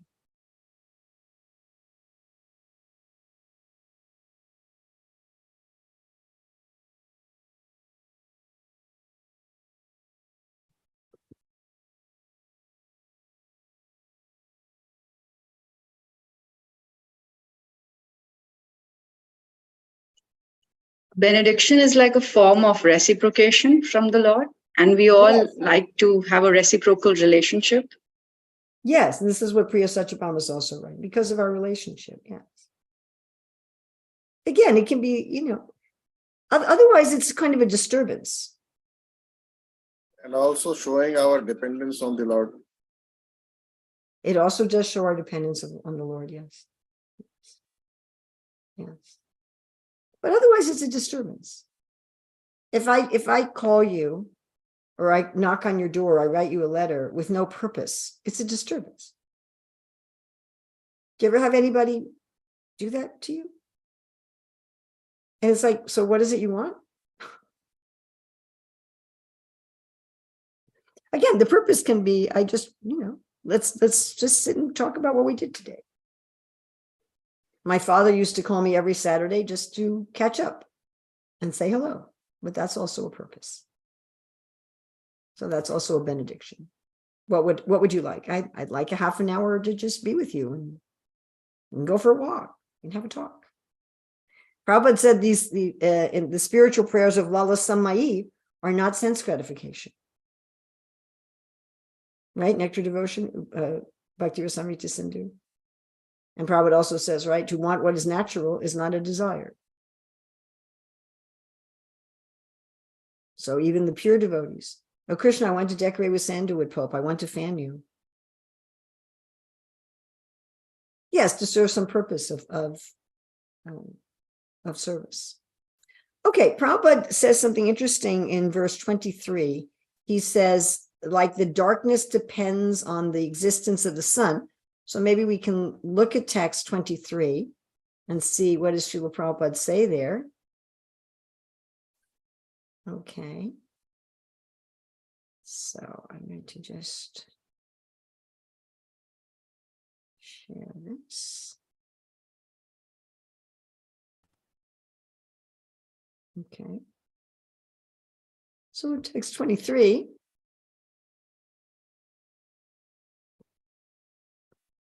Prabhupada's talking about Krishna is the sun, Maya is darkness. He says, darkness is a perverse representation of the sun, and therefore the existence of darkness depends on the existence of the sun, but in the sun proper, there is no trace of darkness. So this one sentence here, darkness depends on the existence of the sun. Can someone try to explain what that means? What does that mean? Darkness depends on the existence of the sun. That means the absence of sun is darkness. Yes. Darkness is only understood in relationship to the sun. Darkness has no independent existence. Manohar asked a question to which I do not know the answer. So if we were in a physical class, I would give you a piece of burfi and a garland. I always try to reward students who ask me questions to which I do not know the answer. In fact, when I teach Bhakti Shastri, that's my requirement. You have to come to every class with 3 questions about the reading and try to come with questions to which I will not know the answer. Yes. How come Arjuna forgot about the Brahmastra in spite of being a great and best warrior? I have no idea. He certainly knew the Brahmastra. He knew how to throw it. He knew how to withdraw it. Generally, he was able to recognize weapons. We do find that sometimes they couldn't recognize weapons. I think it was also Asvatthama who threw the Narayana weapon during the battle. Someone threw it. I'm pretty sure it was Asvatthama. And nobody knew what it was. None of the soldiers knew what it was. And so all the Pandavas were trying to fight it. And then Krishna says, this is my own weapon. It's a Narayana weapon. The only way you can conquer it is by surrendering. You have to put down your arms and you've got to fall to the ground. And Bhima didn't want to do that. He's like, I'm not surrendering to anybody. But Krishna said, hey, it's my weapon. You have to surrender to it. And Bhima's like, no way, I'm not doing that. And Krishna actually had to wrest the weapons out of Bhima's arms and push him down on the chariot. Otherwise, the whole Pandava army would have been destroyed. Anyway, that's a situation where the Pandavas didn't know what the weapon was. They didn't recognize it. What is this weapon? So I don't know why Arjuna didn't recognize it. It's an excellent, excellent question. And if you ever find out the answer, please send me a message and let me know, because I'd like to know. All right. Now we have Krishna instructing Arjuna, going to text 27 to 29. The Supreme Personality of Godhead said, know for me that this is the act of the son of Drona. He has thrown the hymns of nuclear energy, Brahmastra, and he does not know how to retract the glare. He has helplessly done this, being afraid of imminent death, which is what we talked about before our break. O Arjuna, only another Brahmastra can counteract this weapon. Since you are expert in the military science, subdue this weapon's glare with the power of your own weapon. Srila Sutta Goswami said, hearing this from the personality of Godhead, Arjuna touched water for purification. And after circumambulating Lord Sri Krishna, he cast his Brahmastra weapon to counteract the other one. So obviously he had a little bit of time. You know, he had the time to make his prayer. He had the time for Krishna to give his answer. He had the time to do Achman. He had the time to do parikrama of Krishna and to throw the weapon. We also just note that this idea of doing Achmana and pranams or parikrama before engaging in subtle energy is before using subtle energy is very common. My daughter teaches Bharatanatyam dance. And, you know, before, at the beginning and afterwards, you always do this pranam to Mother Earth. There's a school in London run by kind of people who are St. James School, which is run by people who are sort of Mayavadi Christians. They're kind of a mixture of Jesus and Sankaracharya. Anyway, they start and end every class with Sanskrit prayers to the Paramatma, that everything is dedicated to you. You know, we have Krishna saying in the 17th chapter of the Bhagavad Gita that everything should be done with Om Tat Sat. So this concept of purification, of preparation, that before one engages even with subtle material energy, what to speak of with spiritual energy. So we have this concept that we do some kind of achmana, some kind of meditation before we do puja and so forth. Prabhupada, as purport to text 27, talks about how the Brahmastra is similar to the atomic bomb, but is a subtle material science. And the point made, again, it was made previously, that to use this weapon out of fear of your own life and without knowing how to retrace it is both improper and irreligious, not expected as the son of a Brahmana. So we are not allowed to hurt others just out of fear. We are allowed to defend ourselves. And defending ourselves may involve hurting others. But we're not allowed, just for our own prestige or even our own life, to go around causing mass destruction. That's not allowed. And especially a Brahmana shouldn't do that. A Brahmana should be fearless. A Brahmana shouldn't be doing something that can destroy the world just because they're in fear. And also, a Brahmana shouldn't do something that they can't fix. It shouldn't cause a problem they can't fix. So these two actions indicate that he was not acting as a real Brahmana. And one difference Prabhupada makes is that, unlike atomic bombs, these weapons can be counteracted. Oh, here may be some of the answer to your question. And I don't know if I have this commentary readily available. I can see. Maybe I do. Vishnu Chakravarti Thakur talks about in his commentary to 27 that surely Arjuna recognizes the weapon. So let me see if I go to... Let me go back to my commentaries and see if I can find this quickly. And maybe we can actually find your answer. That would be exciting. Okay. See, one of our acharyas thought about the same thing you thought about. So if we go to Vishnu Chakravarti Thakur, oh, this is PDF, takes a long time to find it.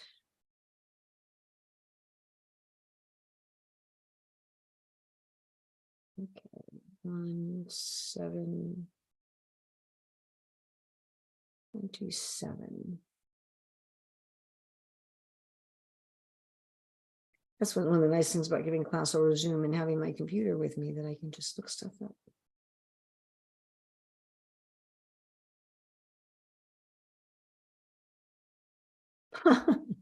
Okay, so here, I'll just tell you what Vishnu Chakravarti Thakur says.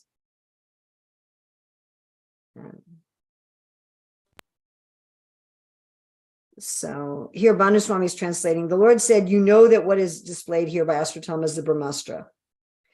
And Vishnu Chakravarti Thakur's commentary is the word Pradarshitam, shown, implies, you have seen this weapon. Do you not recognize it? Why are you asking me? So there's your answer. He does not know how to withdraw it. Then why did he use it? He used it to protect his own mind. Oh, there you go.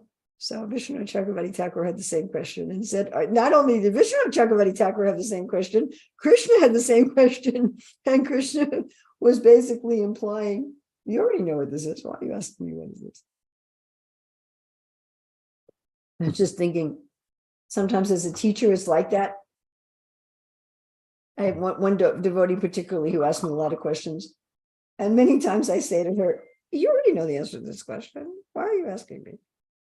And then she'll say, oh yeah, I do. You already know. Okay, and our recurring theme that we should be very careful to use our good birth, our power, and our knowledge properly as gifts of the Lord. Okay. Next section is verses 30-41.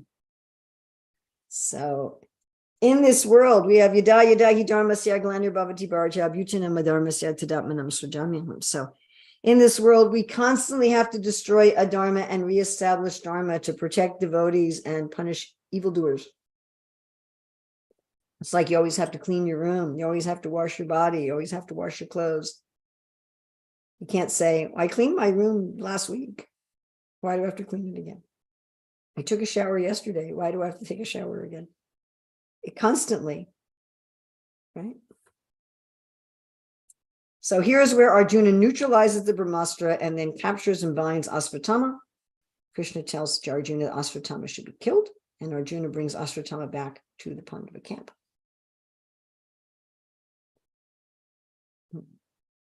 All right. Text 30-32. When the rays of the two Brahmastras combined, a great circle of fire like the disk of the sun covered all outer space and the whole firmament of planets. All the population of the three worlds was scorched by the combined heat of the weapons. Everyone was reminded of the Samvartika fire, which takes place at the time of annihilation. Thus, seeing the disturbance of the general populace and the imminent destruction of the planets, Arjuna at once retracted both Brahmastra weapons as Lord Sri Krishna desired. Imagine how much power was given to these, how exalted these persons must have been, these Brahmanas and Kshatriyas who had this much power. You know, we worry nowadays, like in the United States, our president has what they call the nuclear football. He has this like a case, a little suitcase with the nuclear destruction codes. And we always worry, you know, what's the character, especially when we had our former President Trump, you know, we're always worrying what's the character of our president, that he may just bomb somebody. During Trump's presidency, I was in Hawaii. I was staying with my oldest grandson, actually with three of my grandsons, and taking care of my son and daughter-in-law's house. So we had just finished the morning program. It was Saturday or Sunday. I can't remember. It was probably Saturday. We just finished the morning program and we were cooking breakfast when our phones beeped. You know, you get that alarm on you. I don't know if you get this in India, but we get this alarm on our phone. Beep, beep, beep. And there was a notice, incoming ballistic missiles, take shelter. So we immediately thought that there was something with North Korea and that there were nuclear warheads coming to Hawaii. So take shelter. Where are we going to take shelter from a nuclear warhead? None of us had even any underground places to go. I mean, there was no place to go. And I looked at my grandson who was cooking and I said, you know, he's in his 20s. And I looked at him and I said, you know, I think we just need to do what we're doing, just cook and chant. I said, if it's going to come in 15, 20 minutes. There's not really anything that we can do about it. I think it was about 45 minutes or so before, and it said, this is not a test. I think it was about 45 minutes before we were informed that somebody had mistakenly like pressed the wrong button. But it was very scary. You know, it was definitely very scary that, okay, we're going to be hit by a nuclear bomb. I mean, we were on the big island. The most important island in Hawaii is another island, Oahu, where Honolulu is. And, you know, we were saying, well, maybe, you know, why would they bomb this island? They would bomb probably Oahu, but a nuclear bomb, you know, the radiation would come here. I mean, it's just crazy. So we're thinking about that. We don't want to give too much power to the hands of our politicians. But let's speak of this Brahmastra, you know, like crazy. So Prabhupada talks about in verse 30 purport that how the Brahmastra can blow up the whole universe. And he talks about how there are living beings on all the planets, that we don't have any vacant planets. And then Srila Prabhupada makes some interesting points in 32. So let's take a look at this, at Prabhupada's points in 32.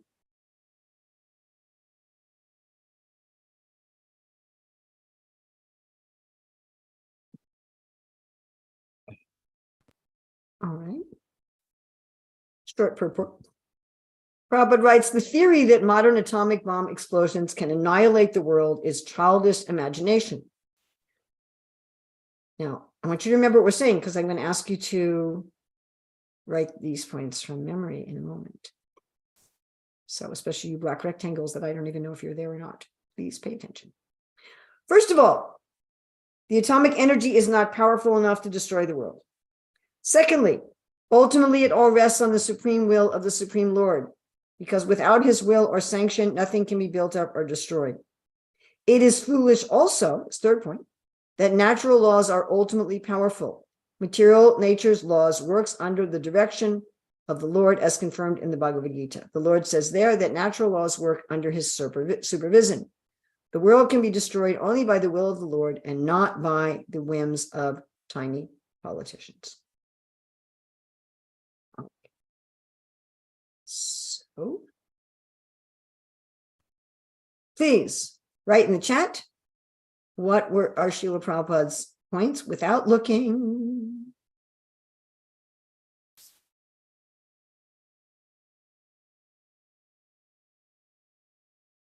What general principles Prabhupada made from Arjuna retracting these weapons. Please write in the chat without looking at the book again.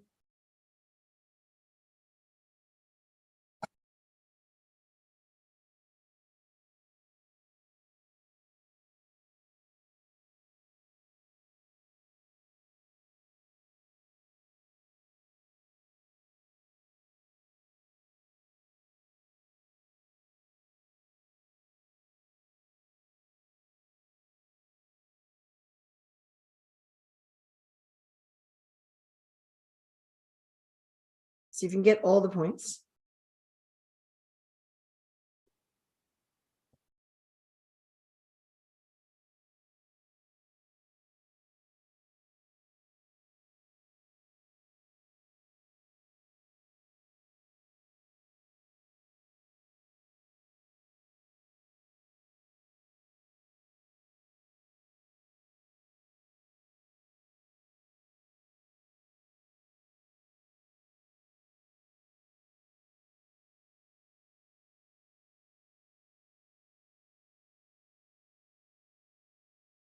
I'm waiting for everybody to put something in the chat. Come on, what about the rest of you?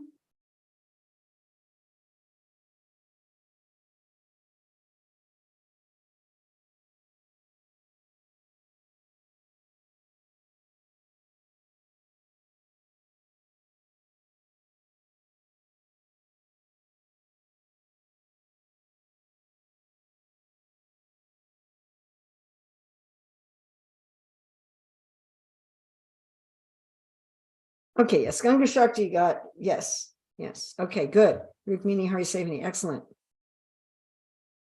Excellent. Manohar Dvija, excellent point, excellent point. Yes, Nambasi Kripa, excellent also. Priya Satyabhama, these are all wonderful. Yes. Atomic energy alone can't destroy the world. The tiny politicians are not that powerful. The devotee acts by the will of the Lord. Things can only happen by Krishna's will, and material laws are under the auspices of the Lord. Okay. And Jiva Goswami said that Arjuna needed the Lord's permission to destroy both the weapons, which had now been merged together. And Vishnu Chakravarti Thakur says this was like the combination of the sun and fire emanating from Sankarshan's mouth at the time of devastation. So how powerful is this heat of the Brahmastra? Anybody? How powerful is this heat? Anybody? Anybody? Anybody? It can do what?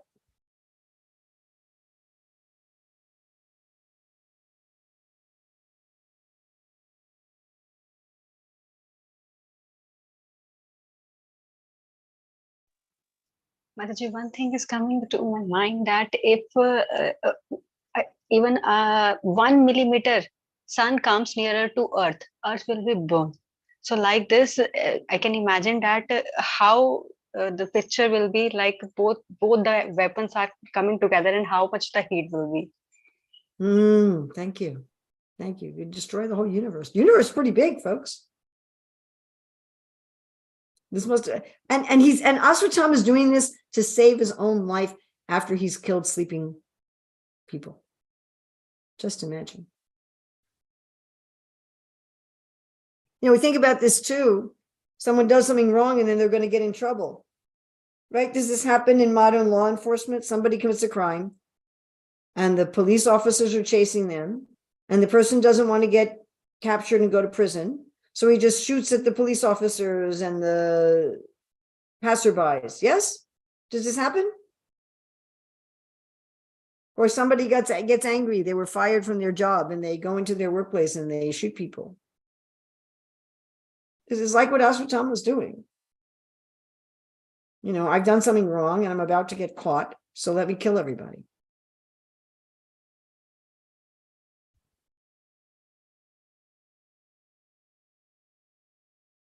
All right. Text 33 and 34. Arjuna, his eyes blazing in anger, like two red balls of copper, dexterously arrested the son of Gautami and bound him with ropes like an animal. After binding Ashwatthama, Arjuna wanted to take him to the military camp. The personality of Godhead, Sri Krishna, looking on with his lotus eyes, spoke to angry Arjuna. Prabhupada, in text 33 purport, he says, Ashwatthama was a bona fide son of Dronacharya and Kripi, but because he had degraded himself to a lower status of life, it was proper to treat him as an animal and not as a Brahmana. Now, there's some very interesting things here that Prabhupada says in this purport to text 34. I've always found this interesting. I remember when I first read it, no,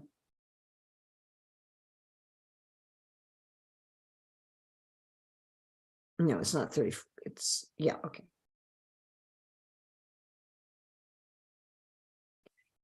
So let's take a look at this.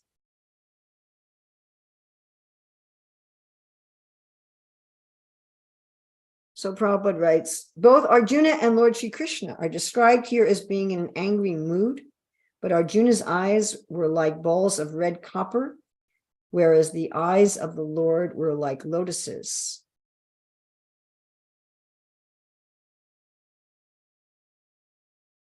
This means that the angry mood of Arjuna and that of the Lord are not on the same level. The Lord is transcendence. Thus, he is absolute at any stage. His anger is not like the anger of a conditioned living being within the modes of qualitative material nature. Because he is absolute, both his anger and pleasure are the same. His anger is not exhibited in the three modes of material nature. It is only a sign of his bent of mind toward the cause of his devotee, because that is his transcendental nature. Therefore, even if he is angry, the object of anger is blessed. He is unchanged in all circumstances. And I find this purport very interesting for several reasons. First of all, it shows the difference between the Lord and even a pure devotee like Arjuna. But it seems that Prabhupada's indirectly calling Arjuna conditioned soul. And obviously that's not the case, right? So the way I understand this purport is that Prabhupada is saying Krishna's anger is not like a conditioned soul. And it's not even like, he's not saying this, but he's also saying there's a difference even between the anger of Krishna and the anger of a devotee. There's another place in the Bhagavad Gita where Prabhupada really distinguishes between Krishna and Arjuna, even between Krishna and a liberated soul. Do any of you remember where that is? Where in the Bhagavad Gita does Prabhupada say, this is the difference between Krishna and the living entity, even a liberated living entity like Arjuna. Krishna can something, but the living entity cannot. Remember past lives. Thank you. Rastika Priya Sharma, yes. When Krishna says, many, many lives you and I have passed, I can remember all of them, but you cannot. Of course, Narada Muni has that benediction. he has this trikalaja. So some pure devotees might have it. Some mystic yogis might have it, frankly. But my dear friends, this is an important distinction, because sometimes we think Sakshat Haritwena Samasta Shastri, the guru is God, it's like God, Haritwena, that the guru is God. We think, Prabhupada or gurus in general, that, they're going to know everything I'm thinking, and they're going to know past, present, and future, and they're going to be exactly like God, and they're not God, they're jivas. So this is a distinction. Arjuna had red hot copper eyes, Krishna had lotus eyes. All right, 35 to 39. Lord Shri Krishna said, "O Arjuna, you should not show mercy by releasing this relative of a Brahmana, for he has killed innocent boys in their sleep. A person who knows the principles of religion does not kill an enemy who is careless, intoxicated, insane, asleep, afraid, or devoid of his chariot. Nor does he kill a boy, a woman, a foolish creature, or a surrendered soul. A cruel and wretched person who maintains his existence at the cost of others' lives deserves to be killed for his own well-being. But otherwise, he will go down by his own actions. Furthermore, I have personally heard you promise Draupadi that you will bring forth the head of the killer of her sons. This man is an assassin and murderer of your own family members. Not only that, but he has also dissatisfied his master. He is but the burnt remnants of his family. Kill him immediately." So Prabhupada writes in the purport to 35, yet again, of the difference between a Brahmana and a Brahma Bandhu. In his purport to 36, Prabhupada talks about the religious principles of war concerning who should and should not be attacked. And in 37, he makes an important point about the value of a death penalty for the murderer's future karma. Vishwanath Chakravarti also talks about this in his commentary on 37, that a murderer will go to hell, but if he's killed by the government, he can even go to heaven. So this is an important point. The government is acting as the agent of God. Even if the government is not very pious, the government is acting as the agent of God. So if you get punished by the government, you don't need to get punished by God. You've already been punished by God. If you don't get punished by the government, you have to be punished by God or by Durga. And then you're paying with interest. The longer you wait to pay back a debt, the more interest you have to pay on it. So it's for the benefit of the criminal to be punished. I was recently, unfortunately, dealing with a situation where someone had committed a crime, unfortunately a devotee, who'd committed a crime and was reported to the police. And this person's not gone to trial yet. We don't know what punishment this person's going to have. And some of the people were saying, this person should be executed. They should be in prison. They should be this. They should be that. And one devotee made a very good point and said that whatever punishment the government gives this person will be the eradication of their karma, that it's given by the government. And if the government gives too lenient of a punishment, then that will be on the fault of the government. The government officers, if they give too lenient of a punishment, they're going to have to answer to God for that. Why did you punish this person leniently? But from our position, you let the government give punishment, and then that person doesn't have to suffer any more karma. Because some people were saying, well, it's a devotee, we should want that the person's not punished, even though what they did was very heinous. And the response is, no, it's good for them to be punished. It's this concept of, well, we're not going to punish people who commit horrible, violent, heinous criminal activity because that's not merciful. And actually, it is merciful. It's merciful if you can pay your debt. Just like, if you owe a mortgage on your house and then you come into some money, some inheritance or something, and then you're just going to pay your debt and then you don't have to pay the interest. So it may be, you can say, well, it's a punishment. I'm having to spend all this money all at once, but actually it isn't. You're spending less in the long run. Now, the person who punishes has to be an agent of the government. So, if somebody steals from my friend, I can't just do vigilante justice and go and steal from them or kill them. Then I have the full karmic weight of responsibility for that. But if the government punishes the thief by putting the thief in jail or whatever, the government doesn't have karmic responsibility for that. That's their job. So they don't have karmic responsibility for that, and the person is relieved.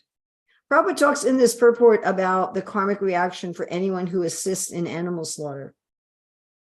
So it's not just the person slaughtering the animal, it's the person who's transporting the meat, the person who's selling the meat, the person who's eating the meat, etc. All right, going on to Arjuna taking Asvatthama to camp. This is 40 to 41. Suta Goswami said, although Krishna, who is examining Arjuna in religion, encouraged Arjuna to kill the son of Dronacharya, Arjuna, a great soul, did not like the idea of killing him, although Asvatthama was a heinous murderer of Arjuna's family members. After reaching his own camp, Arjuna, along with his dear friend and charioteer Sri Krishna, entrusted the murder unto his dear wife, who was lamenting for her murdered sons. Now we're going to see in this section, I think one of the most astonishing, wonderful, and deep parts of the whole Bhagavatam. So here Krishna says, you've tied him up, now just kill him. Just kill him, bring back his head. And Arjuna doesn't do it. He doesn't do it. He's like, I don't want to do that. I'm not comfortable doing it. And so he doesn't do it. Remember we read in the last chapter that the devotee is not dependent on the Lord in all respects. We are living beings. We're not robots. We're not computers. Kill him. Okay, Lord, I will kill him. No, Arjuna said, I don't want to do that. Even though he told Draupadi, you can take a bath standing on his head. He wasn't willing to kill this person who was tied up and who was Dronacharya's son. Just wasn't willing to do it. So instead, he takes him back to camp. Takes him back to camp alive instead of taking his head back. And Prabhupada says in the purport that Krishna was testing his devotees. That Krishna was giving this instruction to Arjuna, not as an order, but to test his principles of Dharma. And Prabhupada said it's not that Arjuna was lacking in Dharma, and it's not that Krishna didn't know. You know, when Krishna tests us, it's not that he doesn't know. I mean, if I give my students an algebra test, it's because I don't know what they know. Well, Krishna knows. But he wants to increase their understanding of Dharma. It's so sweet. And Prabhupada makes the point in 41 that Arjuna is Krishna's eternal friend, and we each have an eternal relationship with Krishna that we can find through Bhakti Yoga. So nice. So nice. Vishnu Chakravarti Thakur picks up on also this theme of testing. He says Krishna is testing Arjuna's sense of justice. And he said Krishna also tested the gopis. He tested the gopis' sense of karma. Go serve your husbands. He tested the gopis' sense of Gyan. You're always with me because I am the super soul. I'm within and without everything. He tested Prithu and Prahlad by saying you can have whatever benediction you want. Sukadev tested Parikshit with the idea of atonement. Also, Sukadev tested Parikshit's eagerness for Krishna's pastimes because he first described them in brief. So it's a relationship going on. And everybody likes stories of good triumphing over evil. I mean, it's a big business in the world, right? Books, TV shows, movies, plays. Everybody wants to hear stories of good triumphing, being triumphant over evil. And ultimately, we like it because that's what Krishna does. Yeah. Okay. Going on to 42 to 58. Now, I've given a class on one of these verses, a whole class, which is on ISKCON Desire Tree. This concept of what is Dharma. So we only have a half an hour more left in this class. So we're not going to have the time to go as deep here as I would like. But this section is so important. It's so deep. It's so wonderful. It's so reassuring. We might think that Dharma is a set of rules. Here's my big Dharma book. Huge Dharma book. Must be lots and lots of them. Must be a whole library full of them. We may think it's all bureaucratic and standardized. So, okay, what's the problem? What's the problem? Let's look it up in the book. Okay, here's the solution. Son of a Brahmana, son of my teacher, kills my children when they're sleeping. What do I do? Here's the answer. We just have to kind of figure it out. What's the answer? And my dear friends, reality is not like that. Dharma is not like that. Okay, in this section, Draupadi and the other Pandavas are appalled to see Asvatthama, the son of their teacher, bound with ropes. They demand his release. Bhima, alone among the Pandavas, demands that Asvatthama be killed for his horrendous misdeed. Krishna hints at the solution. And Arjuna, understanding Krishna's desire, he kills Asvatthama and doesn't kill him by cutting off the jewel from his head. Then, after releasing Asvatthama, Arjuna and the Pandavas perform the funeral rituals for their relatives who have been slain in the battle of Kurukshetra. So Dharma, the main theme here is that Dharma is complex and personal, and often requires a compromise in a very complex situation. So going to 42 to 43. Sri Suta Goswami said, Draupadi then saw Asvatthama, who was bound with ropes like an animal and silent for having enacted the most inglorious murder. Due to her female nature and due to her being naturally good and well-behaved, she showed him due respects as a Brahmana. She could not tolerate Asvatthama's being bound by ropes, and being a devoted lady, she said, release him, for he is a Brahmana, our spiritual master.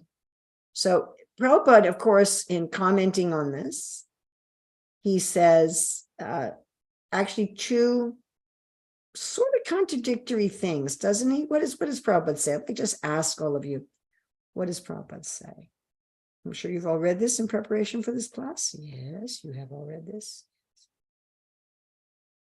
What did Prabhupada say was Draupadi's reason for wanting to be merciful to Asvatthama?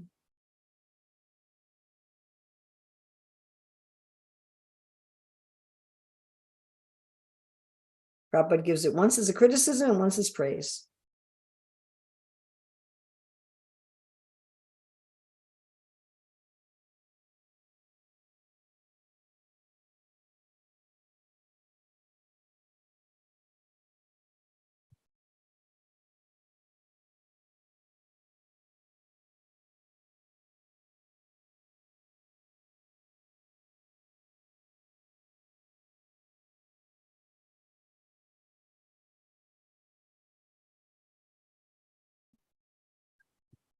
The fact that Draupadi acted out of compassion more than what was right technically to be done, that was glorious.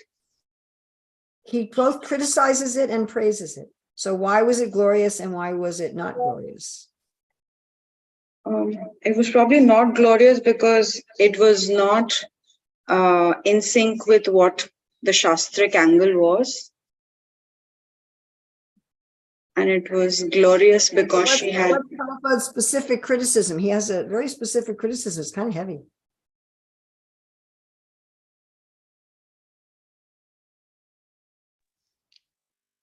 Mataji, Draupadi said that as being a lady, I was crying for my sons.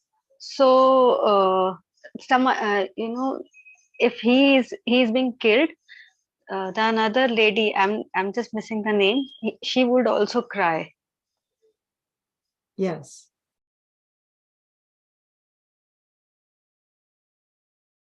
Yes. Yes, I like what you're saying, Manahardrija. Earlier, she got pacified when Arjuna promised for the death of Asvatthama. And now, out of compassion, she forgot everything. Why? Because she's seeing him. She knows Asvatthama. She's known Asvatthama for a long time, and she knows Dronacharya, and she's seeing him all tied up. But why does Prabhupada criticize her? What's his criticism? Ashwatthama actually failed to deliver the duty of a Brahmana, so he was liable to be punished. He should be punished. But what's his criticism of Draupadi? Maybe by nature, ladies are softer in nature. Yes, he's criticizing women. Thank you. Were all of you scared to say that? Prabhupada writes a very heavy purport criticizing women, saying that women don't have any more discrimination than a boy, and they take things very easily, and they're just basically that we're just a bunch of emotional idiots, like a little child, and we don't know what's right and what's wrong, and we're just like, oh, do this. And then the next purport, Prabhupada said that what Draupadi did was wonderful because this is what pure devotees do. Pure devotees are not vindictive. Draupadi was thinking about Ashwatthama's mother, who was already a widowed. She was thinking about respect for Dronacharya. Now, please don't think Prabhupada just is picking on women. Prabhupada also does this to who in the Bhagavad Gita? Who does Prabhupada do exactly the same thing to? Criticize something, in fact, the same thing that he's criticizing here, as material contamination, and then praise it as devotion. Exactly the same thing. Where is it?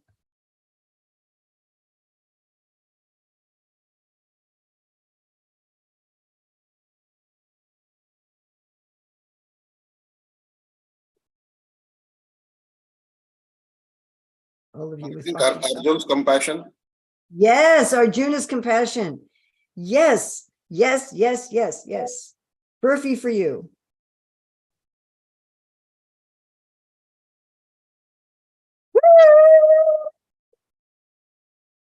Yes. Prabhupada says Arjuna's compassion was material. It was a contamination. It was illusion. Then he turns around and says, Arjuna's compassion is that he's soft-hearted because he's a devotee. And this is a natural quality of a devotee.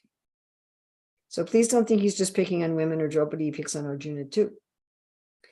And Prabhupada is saying two sides. So the material compassion, when somebody should be punished, is not to be done. We shouldn't be sentimental. We shouldn't have childish sentimentality. Somebody kills your children in their sleep and you go, oh, why should we do anything to them? This is important when it comes to, like, we deal with devotees in our movement who've committed, we're dealing with, say, child abuse things. And no, they shouldn't be punished. They're devotees. So we shouldn't be like that.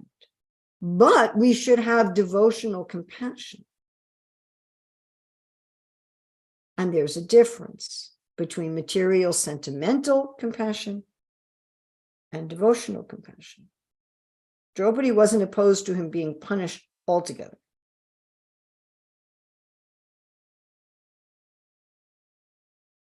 She was opposed to giving him a super severe punishment, but she wasn't opposed to him being punished altogether. I'd like you to keep in mind that all of her children had just been murdered by him while they were sleeping. I'd like to kind of keep that in mind. Okay, what are her points here? 44 through 48. It was by Dronacharya's mercy that you learned the military art of throwing arrows and the confidential art of controlling weapons. He, Dronacharya, is certainly still existing, being represented by his son. His wife, Pripi, did not undergo a sati with him because she had a son. O most fortunate one who knows the principles of religion, it is not good for you to cause grief to glorious family members who are always respectable and worshipful. My Lord, do not make the wife of Dronacharya cry like me. I am aggrieved for the death of my sons. She need not cry constantly like me. If the kingly administrative order, being unrestricted in sense control, offends the Brahmana order and enrages them, then the fire of that rage burns up the whole body of the royal family and brings grief upon all. So she's giving many logical arguments here. So again, Prabhupada in purport 2, he says, a mild-natured woman like Draupadi respected Ashwatthama, but we should judge things on their own merits and have discrimination. In 43, Prabhupada talks about that although Krishna and Arjuna treated Ashwatthama as an enemy according to Shastra, Draupadi treated him as a Brahmana and as a guru out of custom. And then he says, as a pure devotee, she could tolerate anything personally and still be kind to others, even an enemy. Wow. that a pure devotee can tolerate even someone has killed my children and be kind to them. Prabhupada in his commentary on text 44 says a bona fide Brahmana can be a teacher in any department of knowledge. And he talks about how the subtle Vedic weapons were based on sound. In 45, Draupadi's making the point, don't kill Drona in the form of his son. In 46, Prabhupada focuses on the fact, quote, a cultured man should always be careful in dealing with worshipful family members. In 47, Prabhupada talks about, and then we talked about this yesterday, that people need to have some experience with what they're talking about. He was saying that a barren woman cannot understand the grief of a mother, and that Draupadi did not want someone else to suffer. This is just the opposite. You know, materialistic people are, you hurt me, I want to hurt you as badly. And spiritual people are, you hurt me, I don't want you to hurt as badly. And in 48, we have the esteem for the Brahmanas. Jiva Goswami says the warrior class will drown in pain. Vishnu Chakravarti Thakur for 42 says Ashvatthama was ashamed and Draupadi was virtuous. So this is how he says. In 43, so Vishnu Chakravarti Thakur does not criticize Draupadi in 42. In 43, he says she is called Sati or noble because she could not tolerate his bondage. So that was why Draupadi was called Sati. She was thus nobler than Parikshit and Arjuna towards those who were offenders to the devotees. It's beautiful glorification of Draupadi by Vishnu Chakravarti Thakur. 44 to 45, Vishnu Chakravarti Thakur says Arjuna's ability to bind Ashvatthama was due to his knowledge gained from Ashvatthama's father. So even tying Ashvatthama up was difficult. 46, Vishnu Chakravarti Thakur says you should worship your guru's family, not cause them suffering. And in 48, the angry Brahmanas will destroy the Kshatriyas. All right. So here we have, I was talking of this similar situation in the Bhagavad Gita. So I'm going to put this into the chat where Prabhupada both criticizes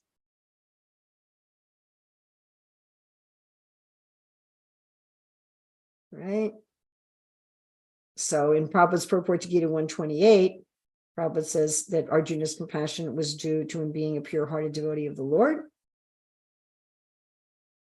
In Bhagavad Gita purport 2.1, Prabhupada said these are all due to ignorance, and this contact was not expected of him. Prabhupada said that Krishna didn't approve of this. Prabhupada said that Krishna condemned it in 236. So Prabhupada says this is because he's a pure devotee, it's wonderful, and then Prabhupada says it's not wonderful. It's due to ignorance, and Krishna doesn't like it. So there's obviously different kinds of compassion.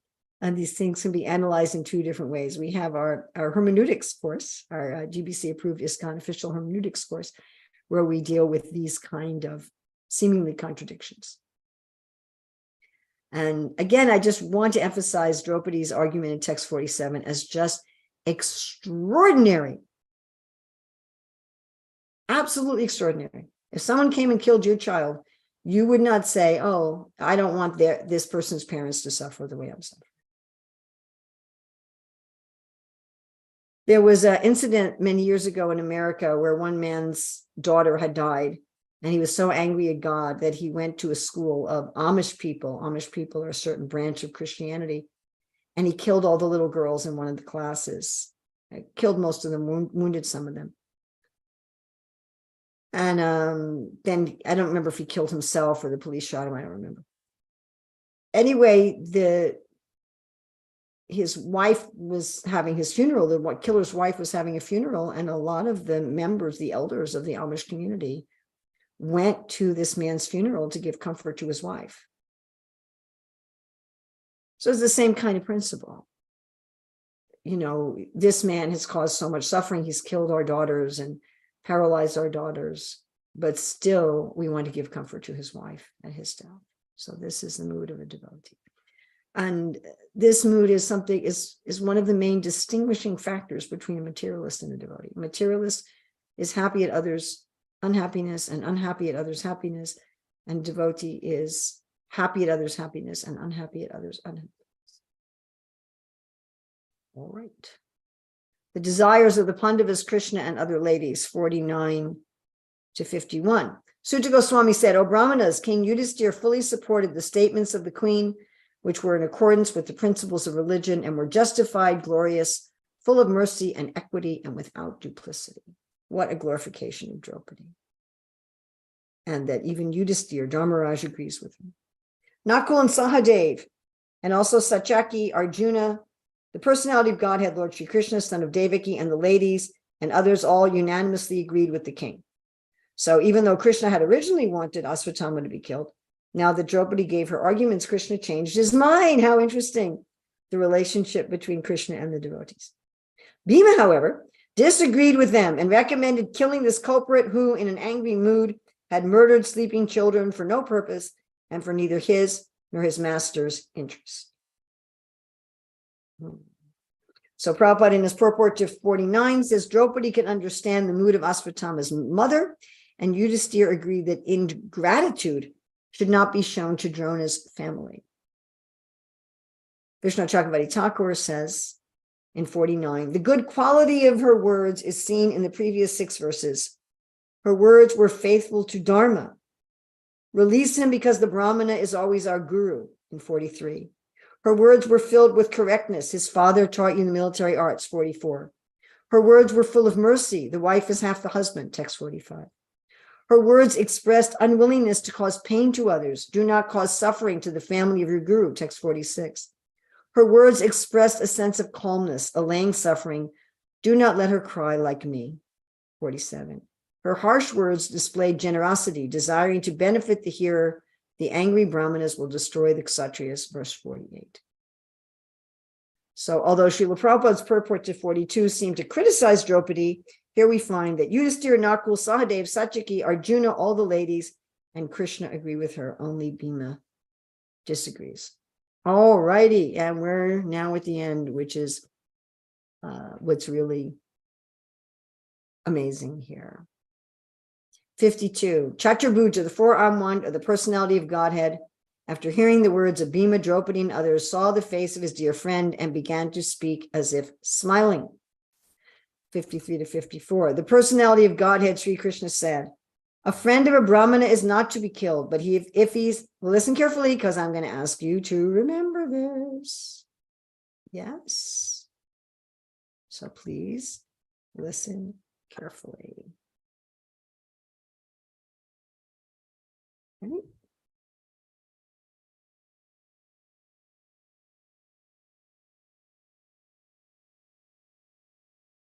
A friend of a Brahmana is not to be killed. But if he's an aggressor, he must be killed. All these rulings are in the scriptures, and you should act accordingly. You have to fulfill your promise to your wife, and you must also act to the satisfaction of Bhimasen and me. So Prabhupada in 52 says that Krishna discovers another 2 arms to prevent both Bhima and Draupadi from what they wanted to do. That Krishna was smiling and took up a suggestion to help his dear friend Arjuna. Prabhupada says that Krishna awarded a solution, though I don't see any solution here, not directly from Krishna. Jiva Goswami says that Krishna showed 4 arms so they would respect his orders. Vishnu Chakravarti Thakur says, no Brahmana should be killed, but Manu has said that if an aggressor approaches with a desire to kill, he can be killed, even if he's learned it in Vedanta. Follow both of these instructions ordered by me, the maker of scriptures. Since Asvatthama is still considered a Brahmana, and since he's not an aggressor right now, since he does not have a weapon in his hands, he should not be killed. This is my opinion. I told you previously to kill the fallen Brahmana, but that was only to test you. Therefore, do not kill the fallen Brahmana, but free him. Then I have said that the knower of Dharma does not kill the enemy who is frightened or without a chariot. And also I've said it's best to kill him, but do not be the cause of killing him. His killing should take the form of being bound up. That is the reason of all my words. All these persons are dear to Krishna. The word Priya is mentioned a lot in this verse. All right, without looking, list the arguments for and against the killing of Asvatthama. Please write them in the chat.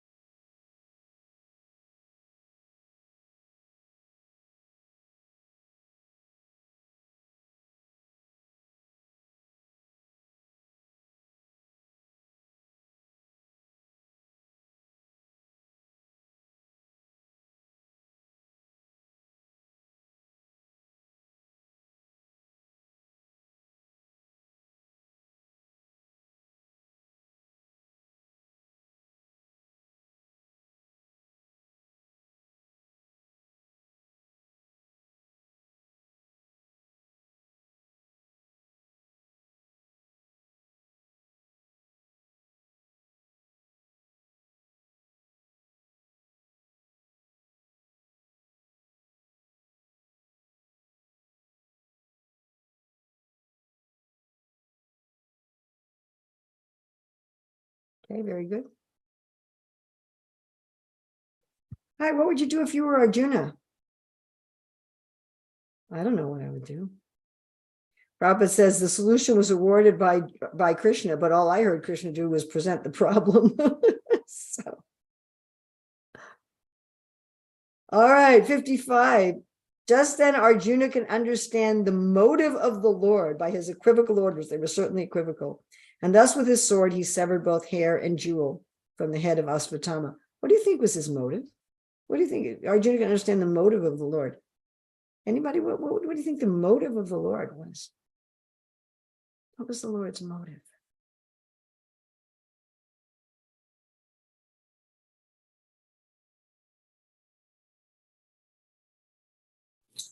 Punish but not kill. Well, that's action, but what's motive? Insulting Ashwatthama. Again, I take it as action, but what's Krishna trying to accomplish here? See if you can look a little bit beyond just this particular incident.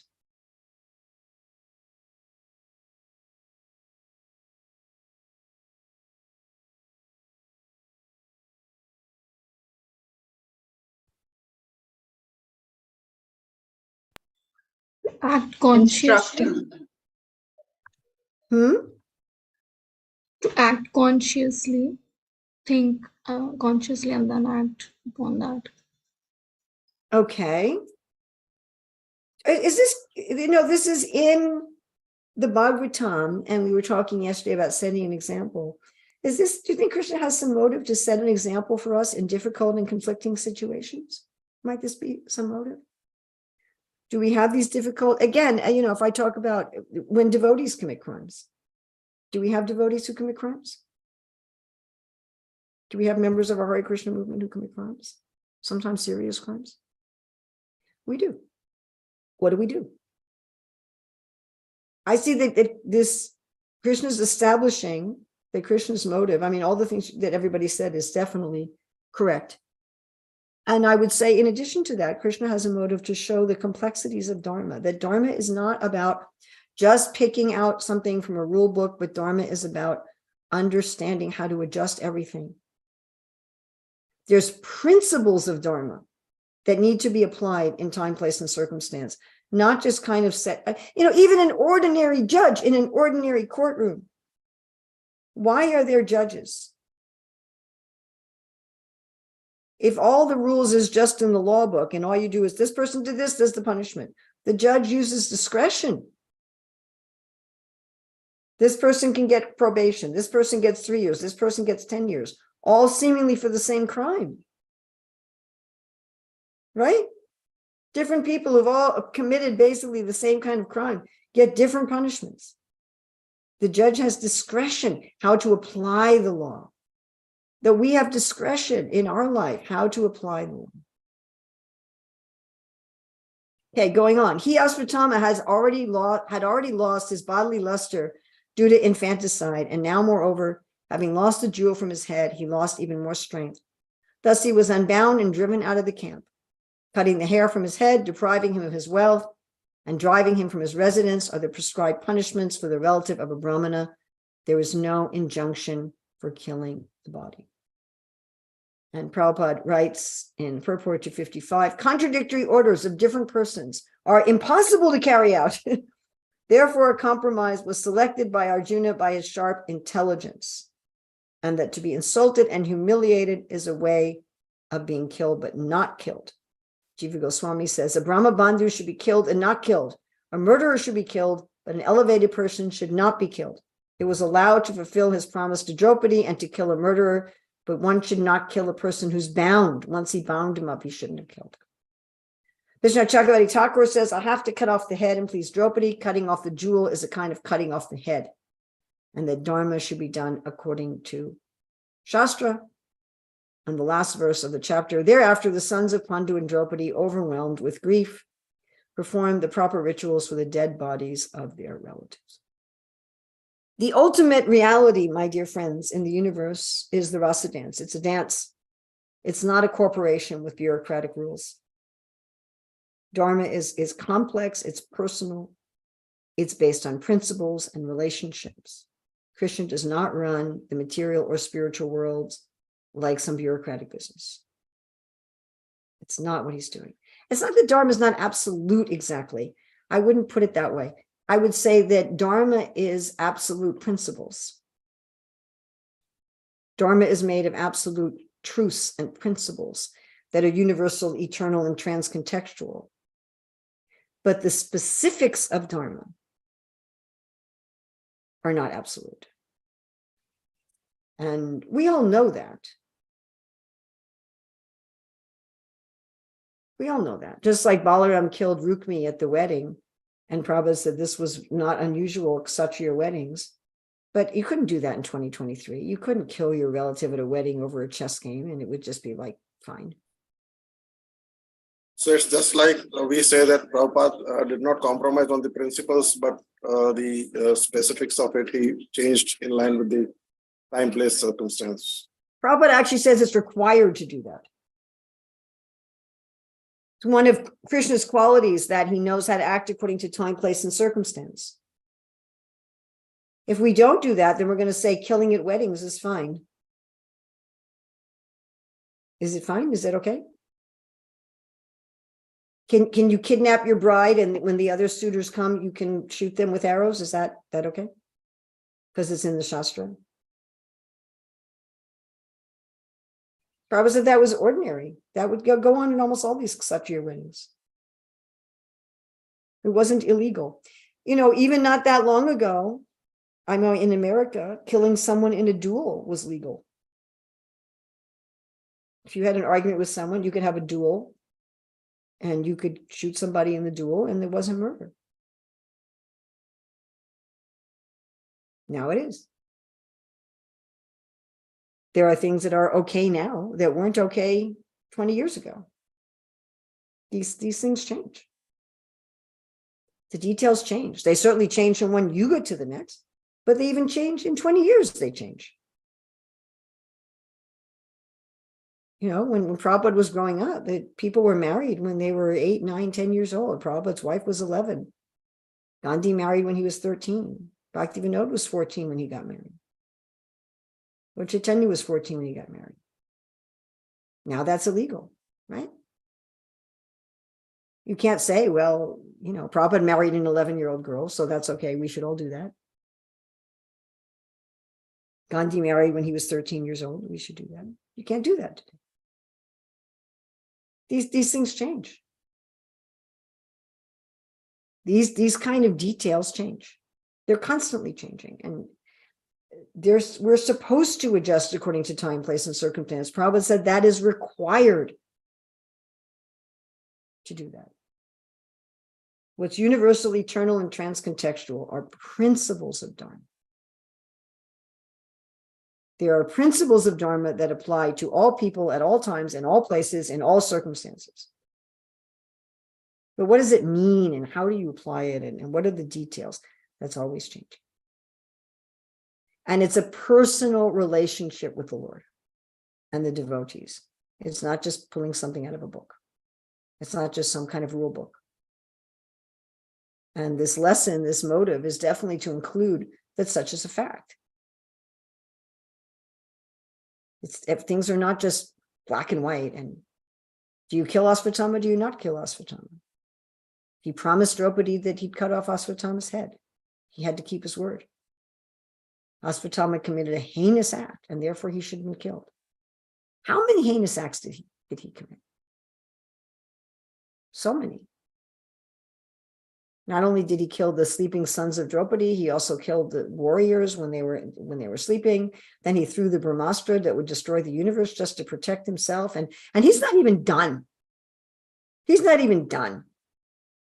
I mean, maybe he should have been killed. He's not even done. He's about to attack Parikshit in the womb, right? That's what you'll go on with your next teacher. But you know what? After thousands of years of suffering, Asvatthama becomes one of the Saptarishis in the universe. So things are subtle. You know, we may want to, like children, have things very black and white and say, this is always right, this is always wrong, like that. the world isn't like that. What's always right is to love Krishna, and what's always wrong is to be envious. What's always wrong is to hurt others for your own sense gratification. That's always wrong. And what's always right is to love Krishna and love all living entities. That's always right.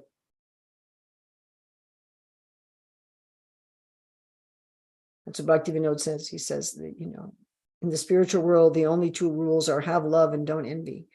And there are particular rules of karma in the universe, but again, how they're administered and who suffers what and why they suffer is personally administered by demigods and by the Lord. Taking into account so many things of each person in each circumstance. And isn't that what we want? Don't we want to be in a universe like that? That's personal. Don't we want that if we've done something wrong, that people take everything into account for us? Yes. So thank you for this journey together on to chapter 6 and 7. I know we went through it a little quickly. So again, anything that was good here is from Srila Prabhupada and our acharyas. Anything that's bad here is from me. Please take the good. Please ignore the bad. Thank you for your... Thank you so much. Thank you so much, Mataji. We are very, very grateful for these enlivening sessions that we could have over the weekend with you. And please bless us that we can become fixed in reading of scriptures and realizing them for the pleasure of Srila Prabhupada, our respective gurus, and Gauranga. Thank you so much for your time. All blessings. And you, only if I can get that benefit, if I give you that blessing, do I get it too? And another request would be to give us more opportunities for such association. Yes. Thank you so much. Well, I'm about to, Krishna willing, I'm about to embark on a world tour. So then doing these sort of classes online become a little difficult when you're also traveling and doing a lot of in-person classes. I mean, I do in-person classes here in North Carolina, but only once a week. So when I'm traveling, then the places expect you to do in-person classes once or twice a day. So then it's also hard, and sometimes 3 times a day. So then it's hard to have extra time to do online. Is there some specific location that most of you, I mean, I can see most of you are in India, but is there a particular place where you are? Or Most of us are in New Delhi. most of you are in New Delhi? New Delhi. Okay, very nice. Well, Krishna willing, I will be coming to New Delhi, and I will be going to the different temples around New Delhi. So hopefully I'll see you all there in person. We would love that, Mataji. Certainly. That'll be very I nice. hope Krishna arranges that. Okay, thank you again very much. Srila Prabhupada ki jai, Srimad Bhagavatam ki jai. Thank you so much, Mataji. Hare Krishna. Hare Krishna.